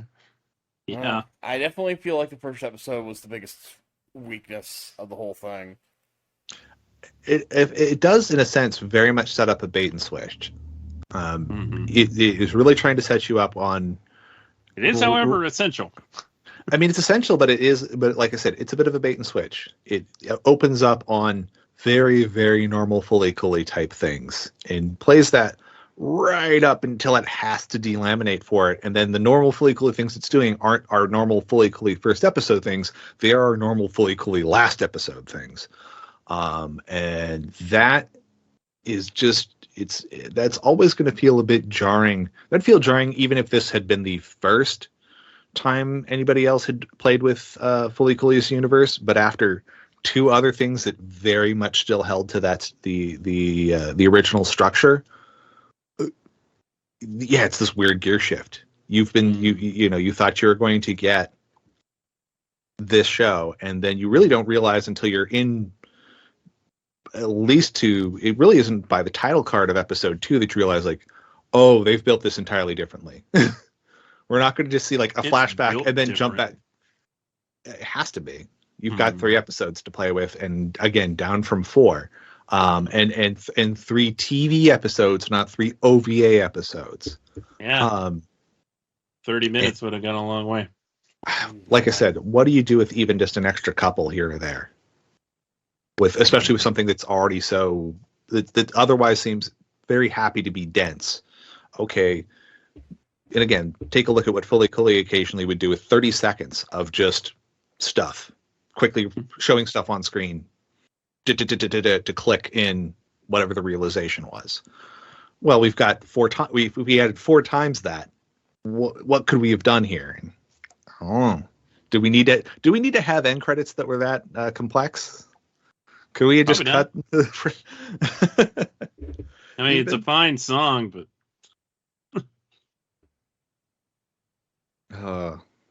yeah, density. You keep coming back to like just breathing room. Yeah, a lot of the peanut gallery thinks it could have used some more breathing room. Yeah, you're right. You're talking with talkbacks. Yeah, let them talk back. We're actually talking back. Oh, okay. Yeah. At Goldie, Risa wrote in, gonna be honest, this season suffered from not having the usual 6 episodes to work with. Commander Amuro ultimately served no purpose to the plot. However, the CGI animation had some good moments, especially in the final act, and the character stories were pretty good. Yeah. Fair. I think that echoes most of what's been said here, so yeah, I can't disagree. Yep. Yeah. At native Brony _91 said, It was pretty good, though it's kind of giving the South Park cutting episodes short treatment, since now both this and Shoegaze are 3 episodes shorter. Oh, yeah, that's some double dealing going on at Viacom. I mean, Paramount Global. They're not Viacom anymore. I have concerns with Shoegaze, but let's get through all this, then we can speculate on Shoegaze. Baselessly. Yeah. Mm. Who wants some baseless speculation? Ooh, boy! At Mochi Man 17 wrote, "Love the structure." All right, somebody liked the structure. It is neat to break. It is neat to break with this episodic thing, especially because it's like, you know what I think about it? It's like it's time Fully Cooley aired. I don't feel like there was as much general awareness of like that kind of story circle stuff after Dan Harmon became famous effectively and for that kind of storytelling, and brought that into very clearly, at least nerd circles, is being able to spot it when they see it. Something that's getting out from that, even if that's through terrible circumstance. Welcome. This might be a controversial opinion. Let's go. Gestrid _ wrote in, "I enjoyed it a lot. It's my favorite FLCL sequel series to date." Wow. That's interesting. That is interesting. I mean, That is high praise. I'm really glad this person enjoyed themselves. Same. Because I didn't. Same. So, I didn't really either, but I like to let people enjoy things. yes. I enjoy this, but not like that. And even with how much, like I said, Orinoco's whole thing personally kind of resonated. It's still, it is so condensed that one thing I will note that the other 2 series got to play with, and this doesn't explicitly get to play with, is there's no, you pull apart the original Fully Cooley for days with Freudian subtext and all that kind of stuff, because it's all there. Prague counters that with Lacanian Death Drive stuff. Alt counters that with sort of a queer coming of age sapphic narrative that's kind of hiding beneath the surface. There's these things that are, you can tease out this secondary layer very clean and clearly. And that just don't have time for that here. It is literally counting on you saying you have to, you need the other series in brain cache, in current memory, so you can say like, this is kind of maybe nodding this is maybe kind of countering this is maybe kind of countering this. It does not have the space to say something, to have that kind of psychological layer, I think, in the same way. I think that's what I felt missing about it, honestly. Yeah, and I think the thing is, it that's doesn't. What a lot of people feel. It only has the play. It does not have the space to make that explicit. It can only make that, again, second order derivative. It's impressionistic. It's not. This is not photorealism. This is just. It's not. It's not as abstract as a Mondrian, or certainly even organized like that. It's not paint splatters. It's not Armut, but it is abbreviated. It is impression, not detail. And in that, it makes it really hard to then say, then we're going to bury these little tidbits in the details. Like, it's interesting. Like, oh, hey, Ticket is a key plot point in both Progressive and here in Grunge. But that Ticket in Progressive gets to reference a very specific art exhibit that plays to the whole vibe and ethos of Progressive and what it's trying to talk about. And there's no opportunity to do that here. It's just not. There's no time. Mm-hmm. At Victory 260711864. That's a lot of numbers. I hope that wherever Orinoco goes, she is happy. Love the bond with Shin, Haruko, and Shonari. Thank you for making the series. Let us remind you, we're not Toonami. We are but a humble fan site. We're a bunch of nerds So pass who that like along to talk to the about the anime. people who, pass that along to Maki and Jason and the lovely people at Mont Blanc. You know, if we're Toonami, then I want to get to make Fully Coolly Nerdcore. Make it happen. It's going to be 15 minutes, and you have to have seen all the other Fooly Coolies. Fooly Cooly Power Metal. I mean, I can't even reference all the ones that people were coming up with recently. Oh my god. They got ridiculous. I'm here for Fully Coolly Dubstep. Yeah, let's go. Fooly Cooly Eurobeat. Yeah. That's just initial D. You're not wrong. At NB Yomi wrote in, I thought it felt rushed and cobbled together, which is a shame because I was getting invested in Orinoco, Shin, and Shonari. Yes. Yeah. It definitely has that vibe. And really, it's not until you watch it again that you see the intentionality behind some of the chaos. But it still doesn't always land. Again, it's the kind of... Not that Fully Coolly hasn't... All of them are designed to sort of leave you wanting to see a little bit more. This leaves you... the flip side of doing such a good job of making Shonari and Orinoco especially interesting characters, and making Shinpachi kind, if not deep. You do want more than in having so little time with them. You really want to see a lot more of them, like that. You know, and that can be its own kind of sour note to end on. Yeah. I mean, kinda. I'm pretty satisfied with their character conclusion at the end. It's just getting there was. Well, that's what I'm saying. Messy. More along the way would have made that conclusion maybe a little stronger. Yeah. Yeah. That gets back to give me 5 more minutes every episode. Oh yeah. Director's cut. Actually, I am curious because this isn't out in Japan yet. And it is currently, like, the way it's being aired here is also the just standard TV length for Japanese TV episodes. If this gets a theatrical release, like we speculated in the previous episode, will they add additional scenes for that? Because that's not uncommon for compilation movies as well, to reanimate sequences or add new ones entirely in addition to your pre-existing ones. So I would be curious to see if that happens for the Japanese release, if it's in the theater. If it just gets aired on TV, I doubt they'll change anything.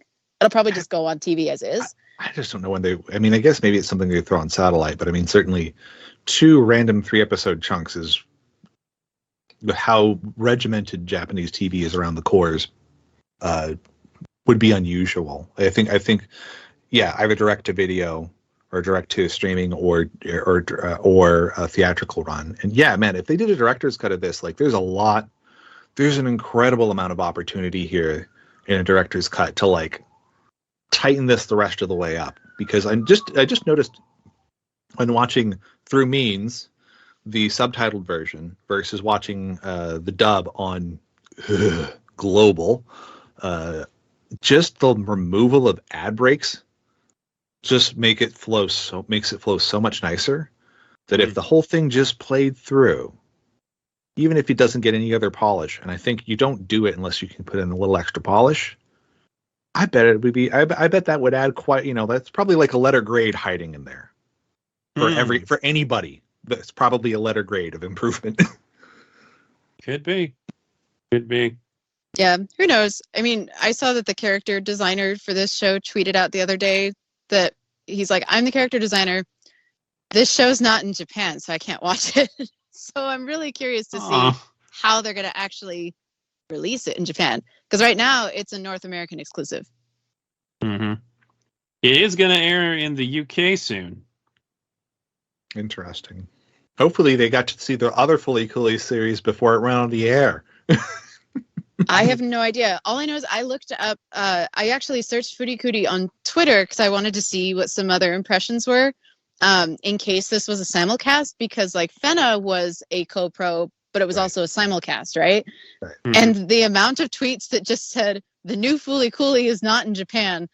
I want to see the new Fooly Coolly.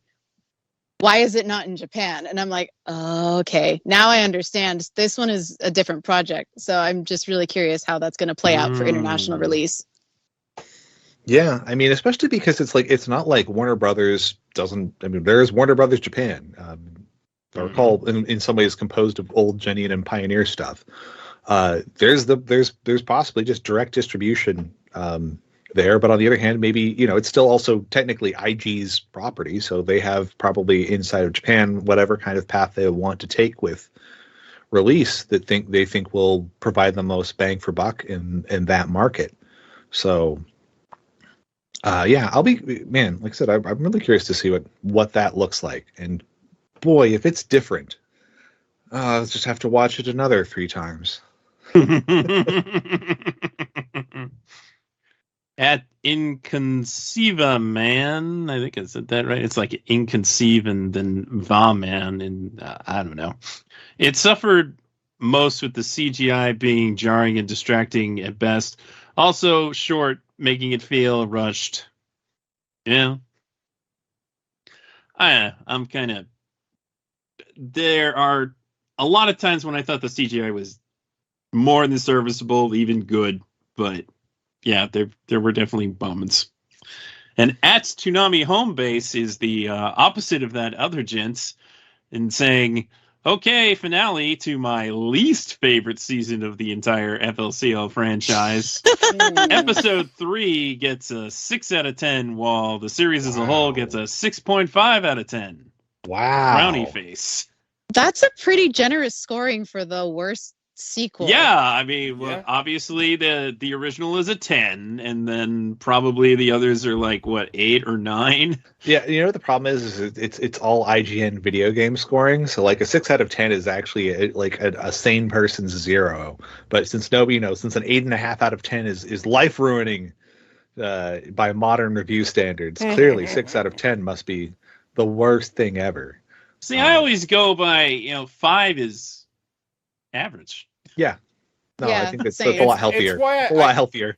I like to use the 5 system instead of 10 system. It's a lot less confusing to people. Yeah, it's a lot easier to go out of 5. Well, and also people don't get as mad at you for saying 3 out of 5 than 6 out of 10. Like people people don't understand fractions. Well, People don't understand The problem fractions. is people will use great school logic and go 60%. That's a D. Yeah. But somehow they don't realize that's the same for 3 out of 5. It never clicks. Yes, but when you think 3 out of 5, it's not an even number. It's not a base 10 number. It just seems like most. Yeah. That's mostly good, right? Yeah, mostly good. Yeah, just like 6 out of 5 was 6 out of 10 was mostly good. Well, because 3 out of 5 is straight in the middle. Yeah. Yeah. Ish. Well, you have 1, 2, you have 1 and 2 on one side and 4 and 5 on the other. 3 is right in the middle. Yeah. Yeah. Okay. So here's the long ones. JC105 wrote in, I don't hate the animation at all. I thought it looked pretty good, and I was humored with each brief moment where the style drastically changed. That said, I don't understand the point of FLCL Grunge's story. Haruko, the Irons, and a lot of FLCL callbacks actually felt like more of a distraction to some other interesting things going on in the plot and the surviving messed up world that the characters live in. I mean, that gets back to studios don't get to play don't get to create the next Fully Cooley. They don't get to make the next Evangelion. They just get to play with somebody else's toys. Yeah, unfortunate. And here's the big one. Oh my god. At Khaki Blue Socks, Mr. Josh Cajun Samurai writes in, and that's it for Fully Cooley Grunge. My thoughts: what in the actual hell was this foolishness, and who thought it was a good idea? It's like they said, hey, it's the last episode. Let's just throw a bunch of references to the originals for the fanboys. I mean, God bless the VAs and the animation crew. They did a great job with the material given. But in my books, FLCL Grunge is probably the worst thing that has ever aired on Toonami in the time that I've been watching. And I sat through Pilot Candidate. Ooh, I would not go that far. Ooh. First of all, Josh, Yeah. Pilot Candidate is Adult Swim Action, not Toonami. Yeah. Oh, Food Wars big fan, big Wait a fan, minute. big fan. Somebody forgot about Woo and Warriors. Big fan, big fan, big fan. Yeah, like as much as I didn't really care for this, and like the previous comment asking what was the whole point of this, because it does kind of feel like what was the point, because it doesn't feel like it, at least to me, it doesn't feel like it really adds anything necessary as a prequel or anything relatively interesting, or at least it tries, but it's not clear that what it's trying to do. But I will say it's better than Food Wars seasons 4 and 5. Oh yeah. I will take Fooly Cooly Grunge over both of those any day. Talk about spending too much time with an IP. Tokyo Ghoul, Tenchi Muyo GXP. Oh god, GXP. Oh, Blue god. Exorcist. Hey, I like Blue Exorcist. That ending. I mean, I had to stop watching once Good Guy Satan happened. Yeah, the second half of season 1's not the best. I'll give you that. The filler half. Yeah, I feel like being extra contrarian just to like needle this person in case they're listening and be like, I happened to stumble on some. They were running, I think, Pilot Candidate on Retro Crush's linear the other day, you know what? It's kind of nice. I'm gonna be real with you here. I liked it when it was on Adult Swim. I couldn't tell you why, because I bought it with that memory and then I watched it and. I don't know why I liked it, but I know that I did. It's like at this point, it's just sort of like, I remember when shows looked like this. Yeah, I remember when shows were paced like this. We you know what, we complain about compressed pacing. It's better than the old period between about 2001 to about 2006, where people would be like, hey, we're just going to blow the first 5 episodes on this on something that should really be the first 15 minutes. You know. Again, you can also have your derivatives in the other direction. No, it's like I said, I don't like. No way this wasn't going to be polarizing. Yeah, polarizing indeed. In terms, and also, with the callbacks, it's the only reason why you can feel like some of them at least are satiating at all is because they tie that particular item into our triad. It's their efforts that make this thing happen. They're the special sauce. And having seen everything they've been through, especially Show and Orinoco, fuck it, you want them to win the day by the end of it. And if the story's making you feel that, that's where we're supposed to come from it, more than the lore in Fooly Cooly has always been a little loosey-goosey, tangential to the journeys. And this is definitely the journey of these 3, and it does. Maybe we needed a little bit more of that, and just a hair less. Like Amuro probably didn't need to be here. Could have been cut. And I bet what it is they were planned around 4, and they got the model all done, and then they were like, well, we ain't wasting that model. Yeah. Well, that's fair. If they're planned around 4, it's Fooly Cooly. Why didn't they give him 4? That's still 2 less than normal Fooly Cooly. Well, or like I said, 5 more minutes each. 5 more minutes each. I mean, I'm all for that theatrical too.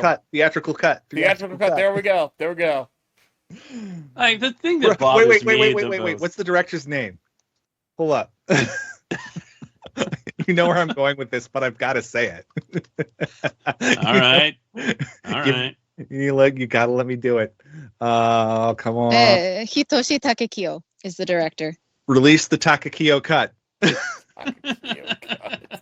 Get it trending. Hashtag Takekiyo cut. Takekiyo cut coming in here. Tweeted at Jason. Leave Maki alone, but Jason can handle this. Yeah, leave Maki alone. Jason's chill. You'll get the joke.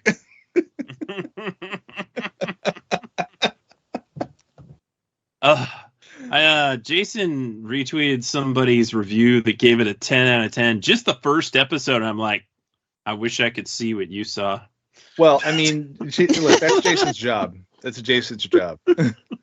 I know, but I mean, that other person is like 10 out of 10.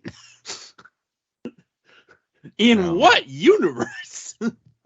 I would go so far as to argue that even the first episode of the original Fooly Cooly is a 10 out of 10. Like, it's the rest of the that's like a solid 9. Yeah, it's the rest of the show that like it builds to being better and better and better and better.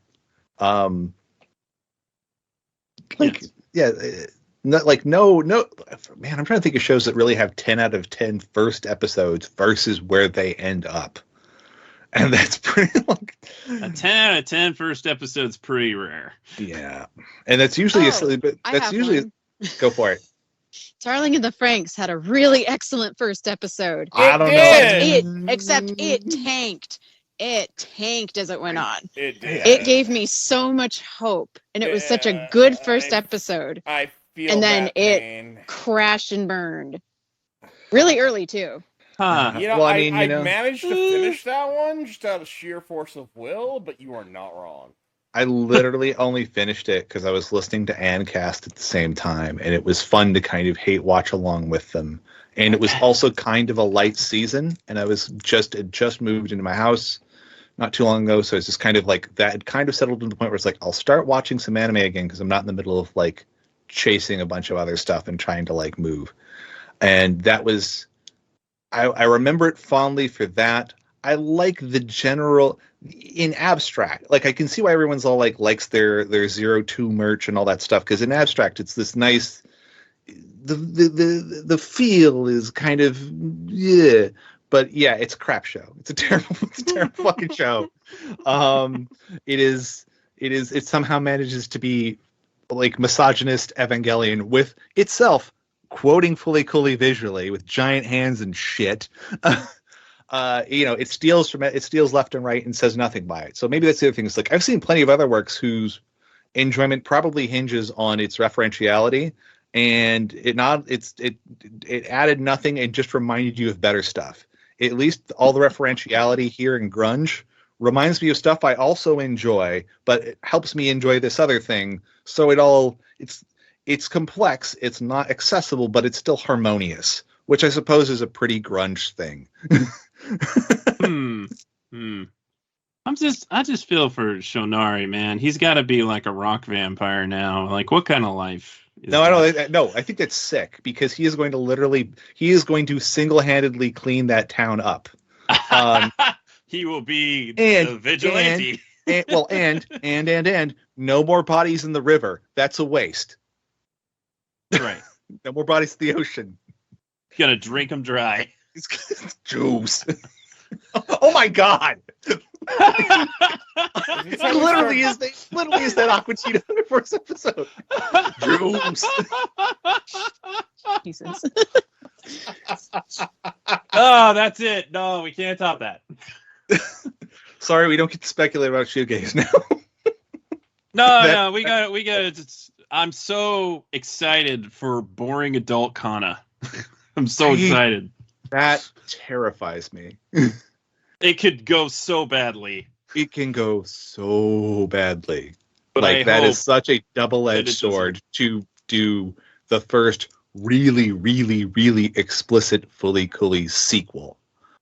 In a way that none of the other ones will be like, well, this guy's somebody's kid, just kind of playing around the edges. Prague very much, it's a sequel, but it plays around the edges. It tries to put enough distance in there, if only, again, to, as we know that maybe Grunge didn't, to give these people the space to breathe and be their own characters and have their own stories. To explicitly loop back to Kana, they could screw up so much. Because like I was saying last episode, it's like, I don't know if I could write about this. I read this article, and it's great. Linked that on my Blue Sky the other day. Man, if they screw that up, that'll be heartbreaking. Like if they screw up what we got out of Kana, please don't fuck that up. Like it's Nuts' story. It's the same director. It's the first time also we're essentially getting a Fully Cooley that is a true vision of what a sequel's supposed to be from part to part with the same staff.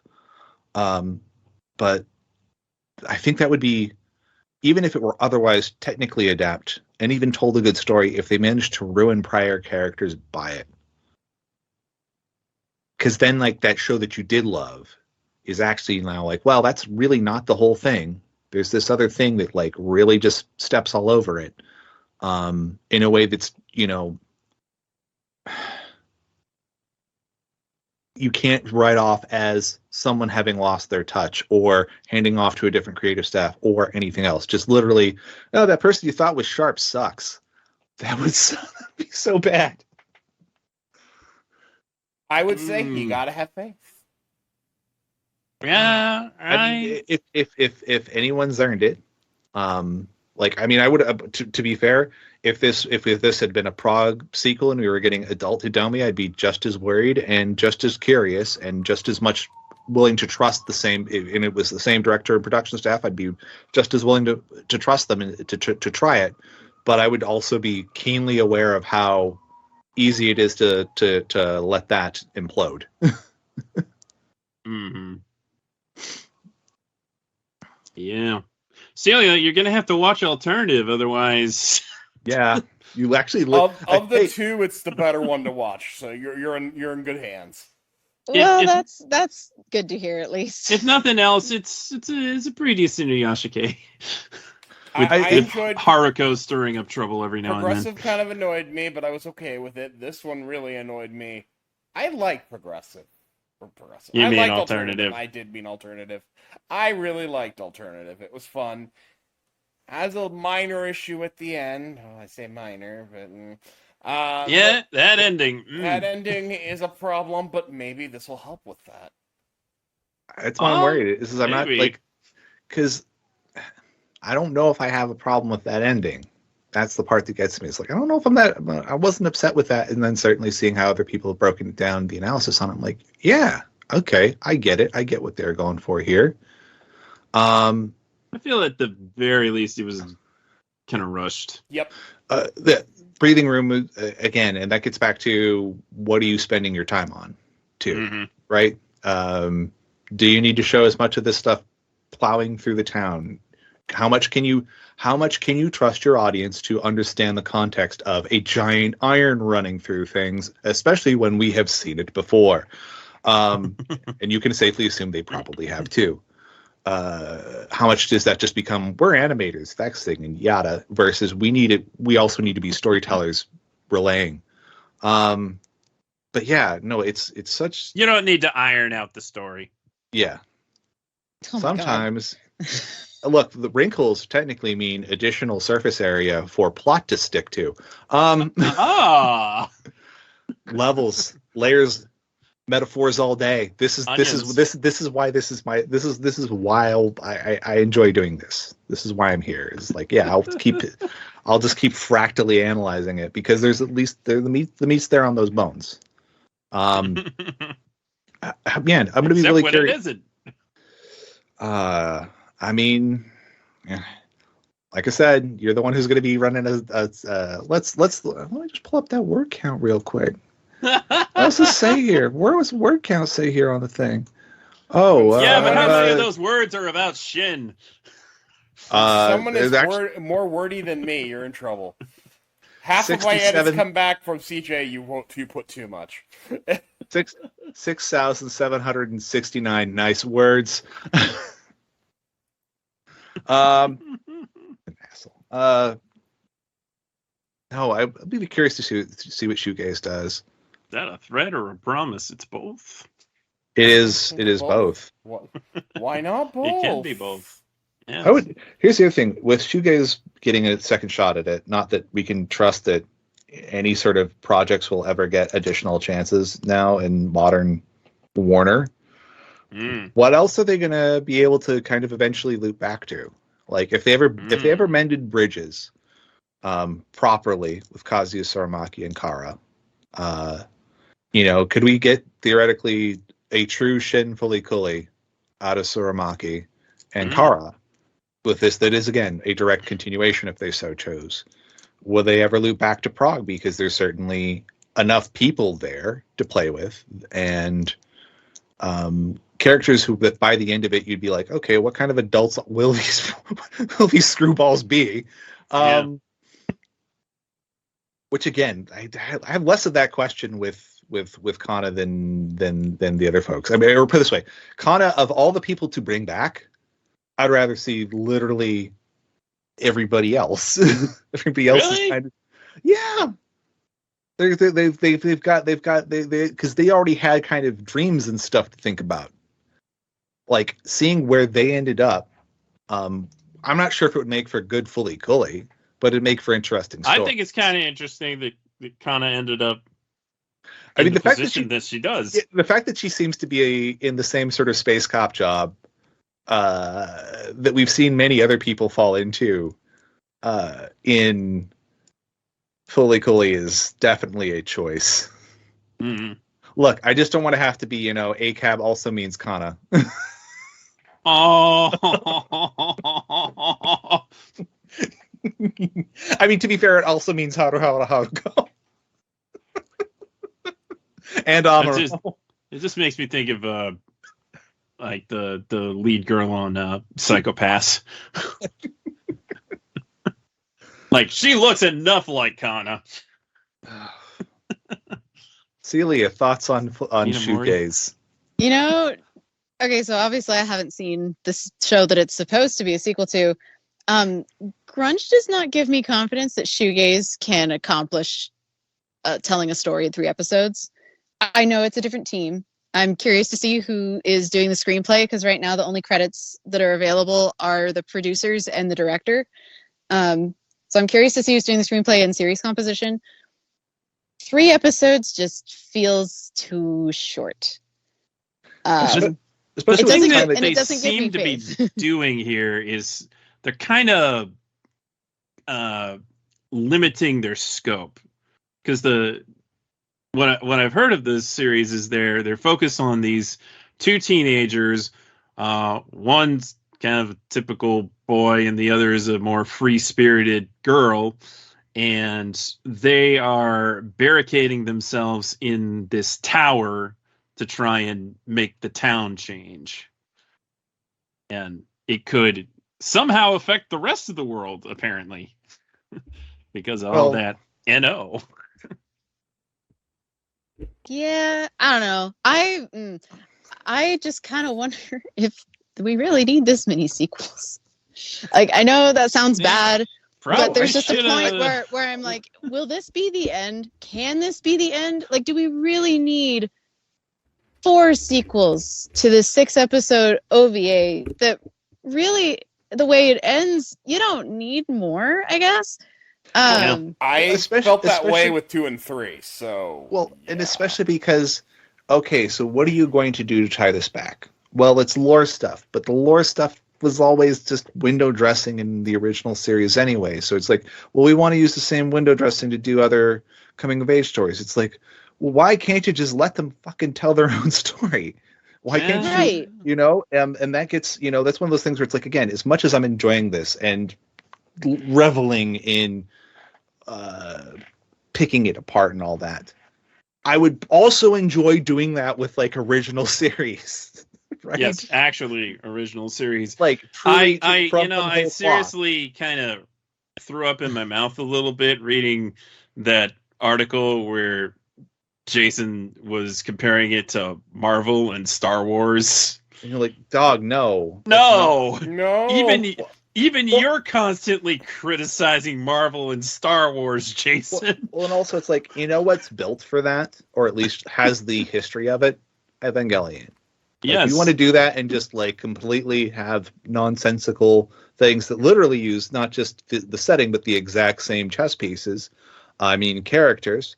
There you go. And towards that end, it's like all of that stuff isn't why anyone actually gives a shit about Evangelion. It's fun. It's extra fan service for everybody who wants to see every possible iteration of these characters. And in and of itself became beautiful meta in the final Evangelion film. However, that's not fully Cooley. It never was. And to say like, well, it's the one we can do it with sucks. And I think sells the whole power of Toonami short, because if you gave these creatives and all of the people who have gotten to do these sequels so far have more than proven that if they'd just been given a blank canvas, they would have given you back 6 episodes or even 3 episodes or whatever, that you could have confidently said, I'm glad we own this lock, stock, and barrel. We can keep running it forever. And the whole media, like it is in microcosm still, no matter how good it is to any given person. emblematic of this no new culture. That like, hey, new creation stopped somewhere around the Matrix, and everything else gets to be remakes, and that's or adaptations. It's such an expensive medium to work in. Well, we better make sure that it's something that we've already proven itself somewhere else. That it can't. That as an art form, it's not allowed to be expressive, and that's tragic. It is. Yeah, well, and just of all the things they could keep building upon and keep adding sequels to, I just wouldn't pick Fooly Cooly. It feels to me like a creative decision stuck back in the early 2000s when anime fans were eating that shit up. And every anime fan was playing Fooly Cooly at least once a month at their anime club. It was screened at cons on a regular basis in the screening rooms. Like, you know what I mean? Back in its heyday, which it doesn't have anymore. And it's not to say that's because Fooly Cooly, like, I don't feel like it's irrelevant anymore simply because, like, of what it is. That's just not the way that fans consume anime anymore. There's so much of it out there, and people are consuming things so quickly and forgetting them so fast. Fooly Cooly hasn't been on anybody's radars in a long time. Like, even these sequels, even though they're trying to bring them back, they came out in like 2018, 2017. People have already long forgotten them. So why continue instead of working on fresh stuff that can compete with the current market, especially for a platform like Toonami, where people are constantly asking, why isn't this show on? Why isn't this show on? Why isn't this show on?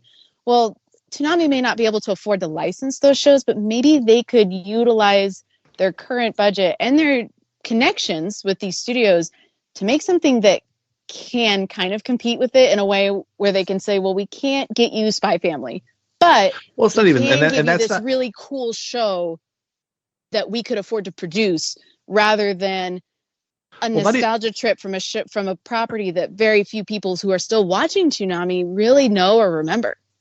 Well, much as that, it's just the not even whether they can afford it, but whether they're even allowed to have it. Like the second they split with Crunchyroll, that changed their whole mathematics, and in terms of just it's not even just whether they afford it. It's there's certain things that like at no price would it be given to them, because you don't help a competitor like that, and they're competitors now. Sony is not going to, Sony's just like, no, that's our toy. Would they'd sooner start up their own fast channel or something else to if there's going to be that kind of linear presentation of it, they'll take that too. They're more than capable. Well, that's a whole separate ball of wax. I'll save that kind of speculation for my friend Jesse's podcast on in Canada. Just get that plug right in there. No, that aspect of, okay, you're fighting, it's whether money or not, you're fighting with one hand cuffed behind your back. And doing that on presumed nostalgia is just kind of half-assed. And Fooly Cooly is particularly ill-suited for this, but even for things that were designed to continually be stretched out, like I don't think there's any mistake, besides the fact that, again, it's not their toy to have anymore because of who owns these versions of it. But it's like, I think even if Crunchyroll said, hey, we'd love for you to run the Tenchi OVA, the new Tenchi OVAs and the new Tenchi GXP OVA, they'd be like, God, no.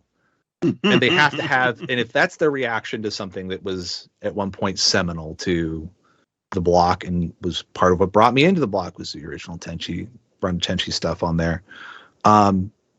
If that applies there, it just applies as much here, maybe more so because of the incredibly high art nature by comparison that Fooly Cooly represents. To try and, this is, hey, we want to make a sequel to, it's exit through the gift shop kind of thing. It's like, hey, you just saw this beautiful art, now go buy this merch of it, and you're like, ugh. It's not, again, as great as it can be, and I genuinely enjoy it. Again, you step out of it into the context of commerce, and you're just like, that's a bad choice, and it makes for worse art long term, because all this time you're spending making Fooly Cooly sequels and prequels and spin-offs, no matter how great they are, is counting down the hours while you could be making something new and restarting the clock, which ironically, in a truly meta way, if a lot of what certain Fully Cooley characters' problems is they can't let go of things, particularly Haruko. This in and of itself is that. You know, they're still chasing Atomisk. And you can't get it, you know? And even if you recapture it, it's too much. And you can't hold them together.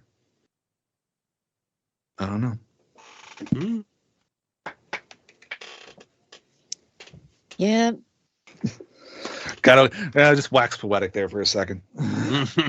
Yeah, I don't know. As these sequels continue to come out, I just keep wondering, who is this for? Because the people who are my age that were consuming Fooly Cooley as young teens, you know, or adolescents back when it was really, really popular, are adults now, and the younger fans don't really know what it is. So that's where I'm like, why? When there's other ways that they can invest to appeal to a broader demographic. I mean, even getting outside of demographic specifically, it's like, you know, if the whole idea is you're wanting to make something really good because you can't buy that really good thing, this is not how you make a really good thing in terms of how that, God, it feels weird to call that like some sort of peak era, but like from a strict standpoint, just how much original production was happening in Japanese animation specifically, but maybe even kind of globally right there, as opposed to adaptation. That was a pretty unusual era. And it was because there were so many shots at that, so many chances being taken that, yeah, some of them are just going to be total unexpected winners from either super groups of creatives who had already kind of honed things in, or just brand new people who you didn't know you put the right people in the right room, and even though none of them are necessarily that notable, they became notable because of what they were able to achieve in a room together. And that's not going to happen if the whole idea is, well, make it fit this IP. I mean, we've noticed that we haven't seen in Shoegaze Haruko at all in the trailer, and maybe she's not supposed to be there. And maybe. And the thing is, girl supposed to be her though? Her voice sounded a lot like Haruko in the trailer. I don't think that's Kari actually. But in the article, it is mentioned that Haruko is not there. And that's the thing is if they actually manage to finally do a Fully Cooley that isn't maybe just using some of the rules of the world, but finally just sort of has enough confidence, at least in itself, to reference a spin-off or prequel sequel, rather than really count on those old notes. Maybe there's a pathway forward there that doesn't immediately, the second you step back from it, be like, art, commerce, problems, what are you doing? This is, again, part of why Shoegaze is such a gamble, in a way that even that the original in a way that the original Fully Cooley and even Grunge weren't. Original Fully Cooley was nuts to try to do at the time, and especially because it was also just leveraging technically a bunch of stuff that hadn't been in common usage yet and all that. That's a whole different thing. Grunge, with this compression on compression problem that it faced, had a tough hand dealt, but managed to kind of at least not totally break the bank. This, if they can actually grow Kana without that ruining Kana, do that without any of our usual cast, especially Haruko, especially all of the other things that come with Haruko there. Okay, maybe there's something to this where you can say, like, okay, it isn't just weird that you're completely leaning back on this thing. But otherwise, you're right. It is very strange, Celia, that they're willing to just that people so seasoned, people who saw the value of these anime original projects and who built their career, who over decades now, bringing that to the world, be like, well, it's anime original, but not that original. It's strange. And I get it, because they've also been kind of bitten by it. They tried, and it didn't go that well. repeatedly. Mhm. Like IGPX didn't go that well for them. Fena didn't I go do. that I well. would like to see a new version of IGPX. Give Mitsuru Hongo some racks. But I'd rather see. You know what? I'd rather see new story from Mitsuru Hongo. Yeah. I mean, as it stands, the thing that we associate him with the most is an adaptation. Yeah. So at the very least, let him adapt something else. And you know what? I can't say fully. And you know what I can't say. I can't say that Toonami doesn't do this. Like I said, like the Fena. Is Housing Complex C attached to anything previously? No. No. Yeah, it's original. Obviously, well, and obviously, going back to IGPX and the upcoming Shinichiro Watanabe project, right? Yep. Lazarus? Yeah, It is our last great hope for something to be good. I mean, in a sense, it's like as interesting as shoegaze is going to be to me because I like tearing this thing apart and tying it back to all these other things. I enjoy it. Lazarus is going to be the thing that is the make or break. Certainly for Toonami, but maybe more generally for whether there's a future for the kind of stuff that built Toonami original series. I don't know. I mean, on the other hand, I could say, what really built Toonami was adaptations and spin-offs because it was Dragon Ball Z and Wing. Mm-hmm. But at the same time, I can say, but in that mix was a lot of original content, Dragon Ball Z and Wing was a lot of people's entree into there. That wasn't mine. That was Tenchi, and that was, wow, a weird 6-episode OVA. History doesn't rhyme, or doesn't repeat, but it rhymes, right? And it would be cool if they had a new weird 6-episode OVA. Actually new. I mean, I really enjoyed Housing Complex too, so there's that. Yeah. I mean, that's the thing is it's not like this other stuff's been bad. Like even like I enjoyed Blade Runner, and like that's very cash-in-y. On something that has no business being extended. Didn't need it. Yeah, I also wondered who Blade Runner Black Lotus was supposed to be for. It was for LaserKid. I didn't want it though. You know who it was for? It was for the promotional budget of Blade Runner 2049. Yeah. I mean, yeah, Blade Runner's totally something that I grew up with, but. And again, it's like, I mean, actually, Blade Runner 2049 is kind of an interesting thing. I think when I think about it in terms of the Fully Cooley sequels, I like the Fully Cooley sequels. I like Blade Runner 2049. Do either of them need to be? Nah. Nah. Nah. I agree. I would say that Blade Runner 2049 has a better answer to existing than the sequels do. For sure. But I get your point. Yes. Yeah. No, there's a little bit more meat on those bones. 2049 does a good job of giving a reason to care about what's going on, giving us something that is connected to, grows, and pushes forward. Something pretty cool. And that's the thing is, I don't know if Fully Cooley was ever in a position to be extended in that way. I don't think it so was. You end up with responses. You end up with inversions, and those are fun for armchair philosophy nerds like me.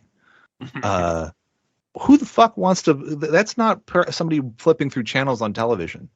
No, not really. I mean, I was an English major with a minor in philosophy, so I'm understanding what you're talking about. It hasn't grabbed me as much as it could have. Doesn't necessarily, just because it's there doesn't necessarily mean that baseline presentation is going to draw people in without, of course, context. Yep. Or memory, right? So yeah, shoegaze. I hope like I said, I just hope they don't ruin Kana. I like Kana. Yeah, I do too. I like Kana too. I hope it accomplishes its story arc in 3 episodes more smoothly than Grunge did. Yeah. Yeah. Again, I think the smaller focus will help there, but I mean, you know what it really needs to do is it needs to be, okay, it's 3 episodes, but it really just needs to play like a movie. It really just needs to be like an hour of television that happens to have breaks in it. Yeah. Like or 70 minutes, taken out, I think this one might work that way because it's going to be a continuous story. Yeah, that will probably help it. immensely because, I mean, the flip side is like, I said like, oh, it's very Tarantino-esque. Yeah, but Tarantino makes like double length movies. Yeah. It's way easier to play with the non-linear, out of order shit when you have plenty, when you essentially have when you're essentially putting on like a multiple episode miniseries of these things. I was gonna say what it reminds me of is actually Durarara. Which is a 26 episodes or 24 episode season. And then there's you could say Baccano, which is at least like half that. Yeah, Baccano too. Again, this gets back to I bet they could have done it in 6. They probably could have. And that was the problem. Is not only is it 3 episodes, it's also multiple perspectives, and it needed more room for to do multiple perspectives. You need a little more room. For a programming perspective, why just 3 episodes? You can only use that in small doses anywhere, even less so than 6. It feels like they took what was granted to be a single season of Fooly Cooly and just made it 2, because we're getting them so close. Yeah, maybe. But we got Alt and Prague basically back to back. They were simultaneous things. I know. So. I agree with you. But that was 12. And what I'm saying is, I think they got like the green light for like 1 6-episoder, and they're like, let's make it 2 3s. That works, right? I appreciate that's a feeling. I appreciate that they're letting the director of alternative take another swing. I think that's great. Frankly, I'm a little insulted that they didn't lead with that one, but I think that is like he's proven himself, in my opinion. So that this is the second one, because if it's good, which I think it will be, I'll leave happier than I came in. Yeah, I think they're probably looking for a palate cleanser. I mean, as it stands, again, they ran the much more polarizing Prague and the much closer to traditional alt afterwards. And I think we're seeing the exact same thing. The much more polarizing experimental grunge, and then we'll have a little bit of like unfortunate side effect is that they put all their promotion behind grunge, and shoegaze feels like by the way, afterthought. Just no promos whatsoever. 0 promos whatsoever, as best as I can tell, for Fooly Cooly shoegaze up here in Canada. Nothing. What?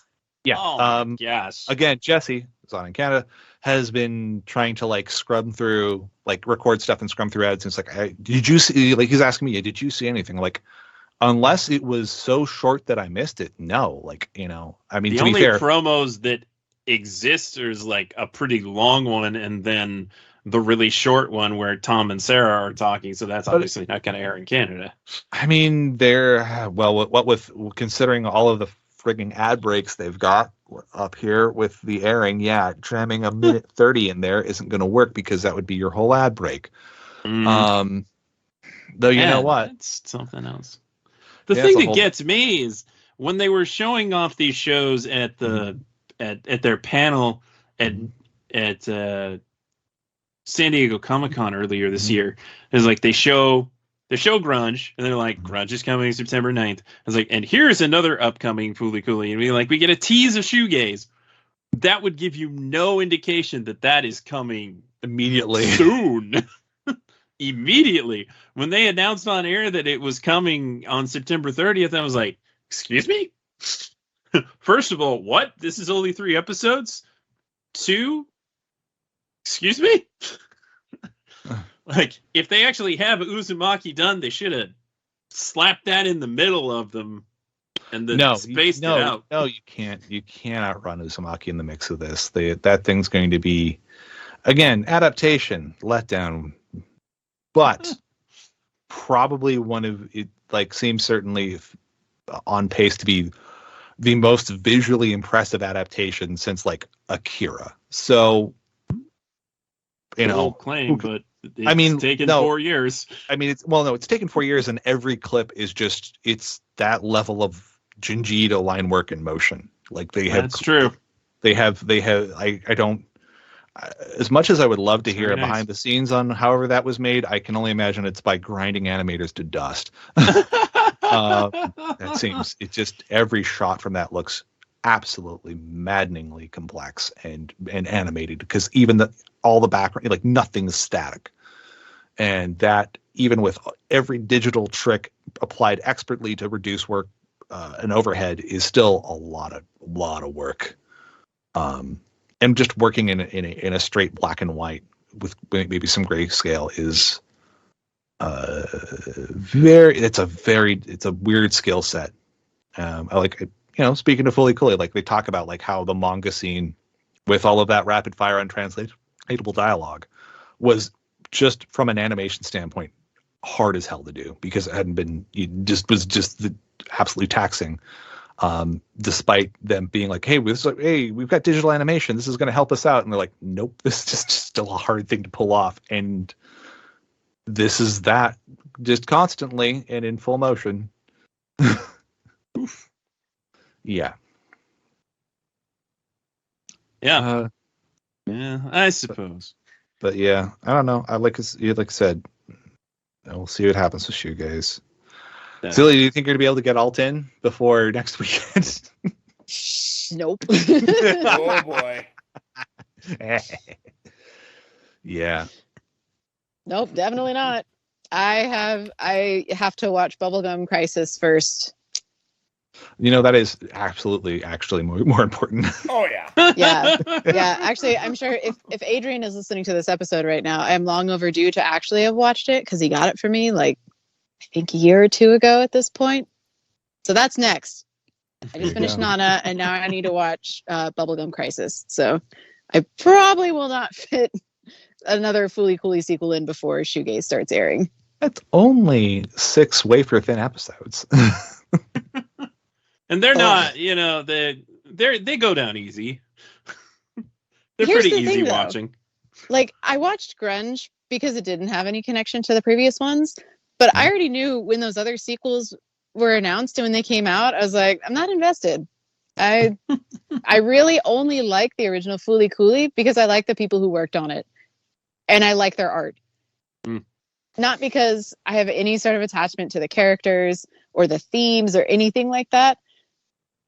I just like their art. And when they're not involved, then I don't have motivation to keep up with the sequels. I'm like, if I really want more Yo Yoshinari or Hiroyuki Imaishi, then I have other projects that I can watch instead.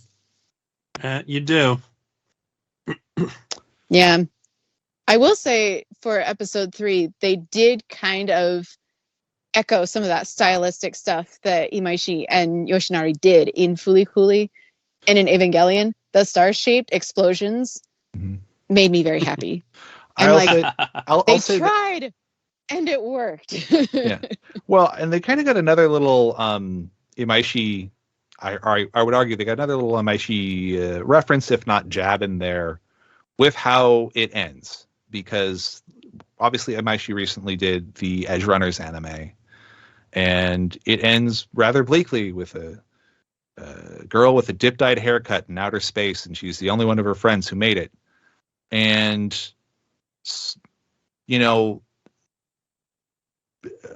Grunge kind of ends in the same way, but it's really hopeful.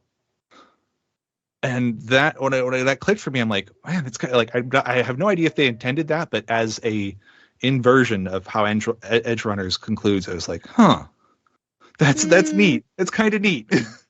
I don't think that's more of a coincidence. I don't feel like that was intentional. Could be.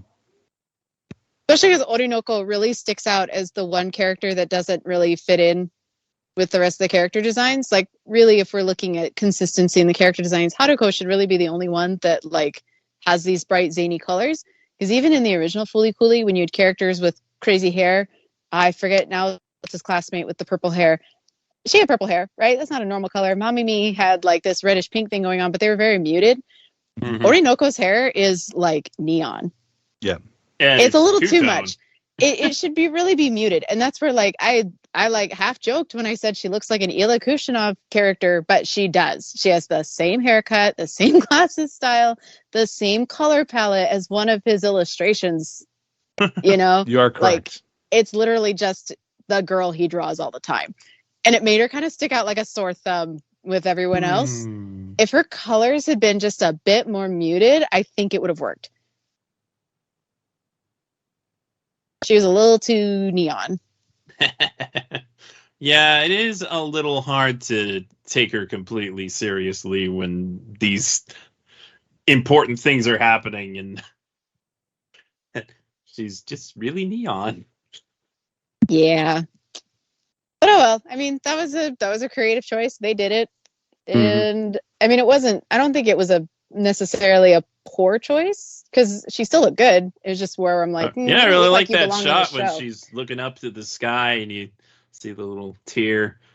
And boy, Right. does that scene hit harder after you know what just happened. Right? That was really sad. And I that was actually to, one of the I had times to that check CG was that really scene. good. I had to check that scene again to make sure that the tear was there the first time because I just wondered, did I miss that the first time? Yeah, it was there. Mm-hmm. Yep. So yeah, I don't know. Grunge isn't perfect. I wouldn't say it's the worst, but I just don't like it. People who enjoy it, good for them. I'm glad that they have been able to find enjoyment in it. You know, and they had a good time watching it. Good for them.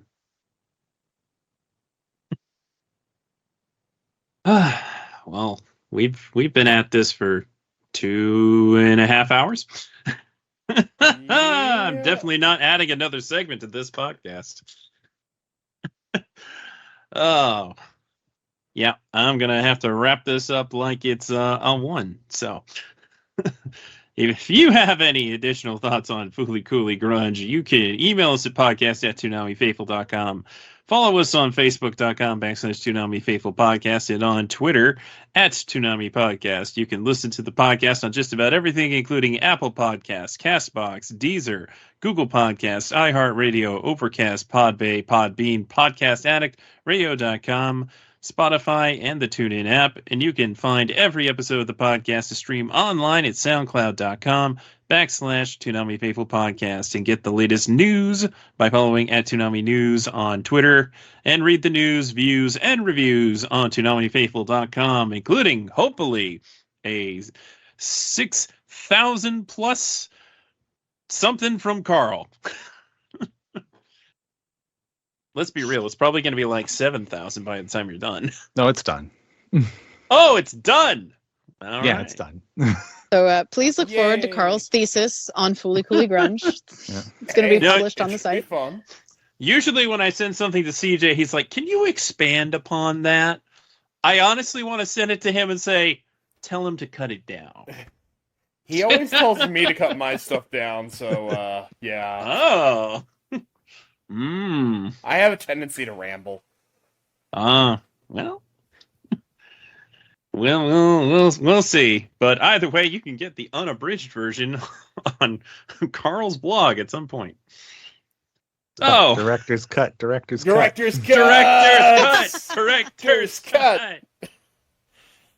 Yeah. Karl, tell them where they can find you.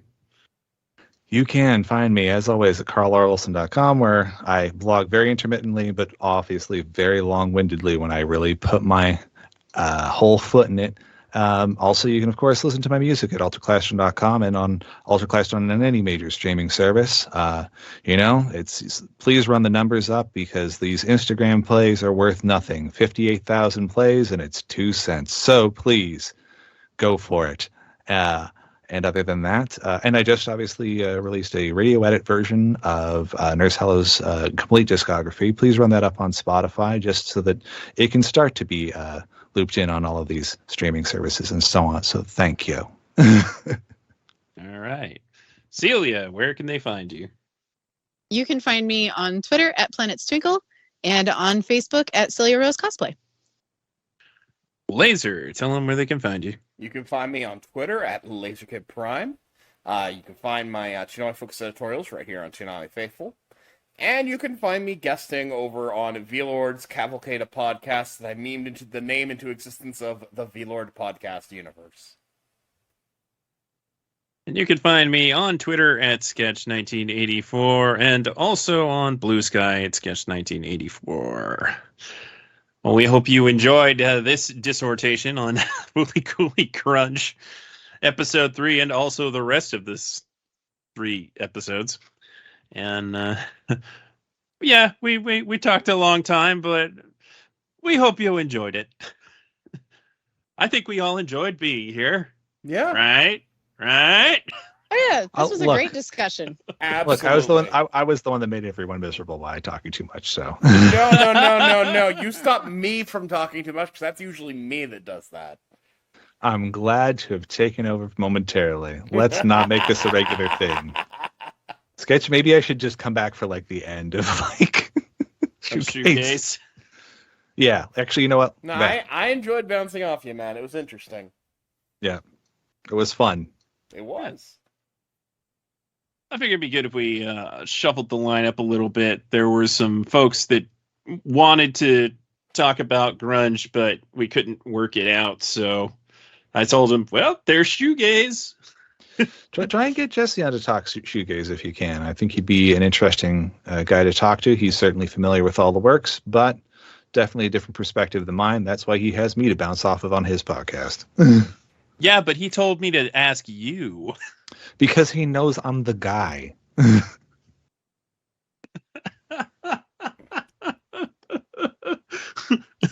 Stinko, man.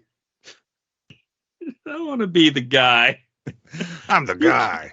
You can't be the guy. Gotta have blue hair. Like Orinoco. Except for when it's not blue. Oh, no. And cut. Thank you for listening. Coming in 2027, Fooly Cooly Disco. A young space dandy must find his way through Medical Mechanicus plot to end the Boobies restaurant. Oh my god.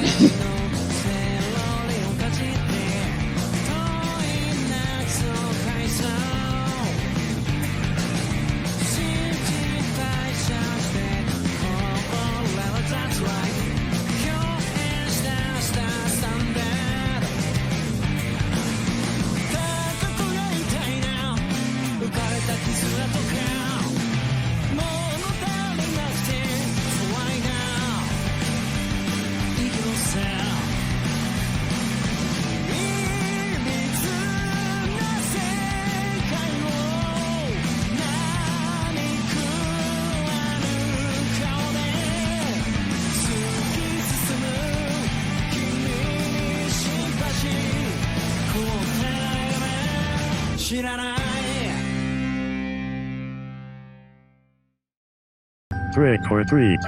Smell my feet. Give me good cartoons to watch.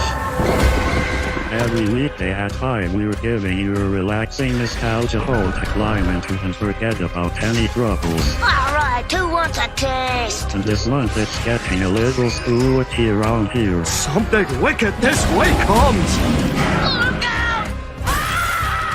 Checkered Past. Weekdays starting at 5. Only on Adult Swim.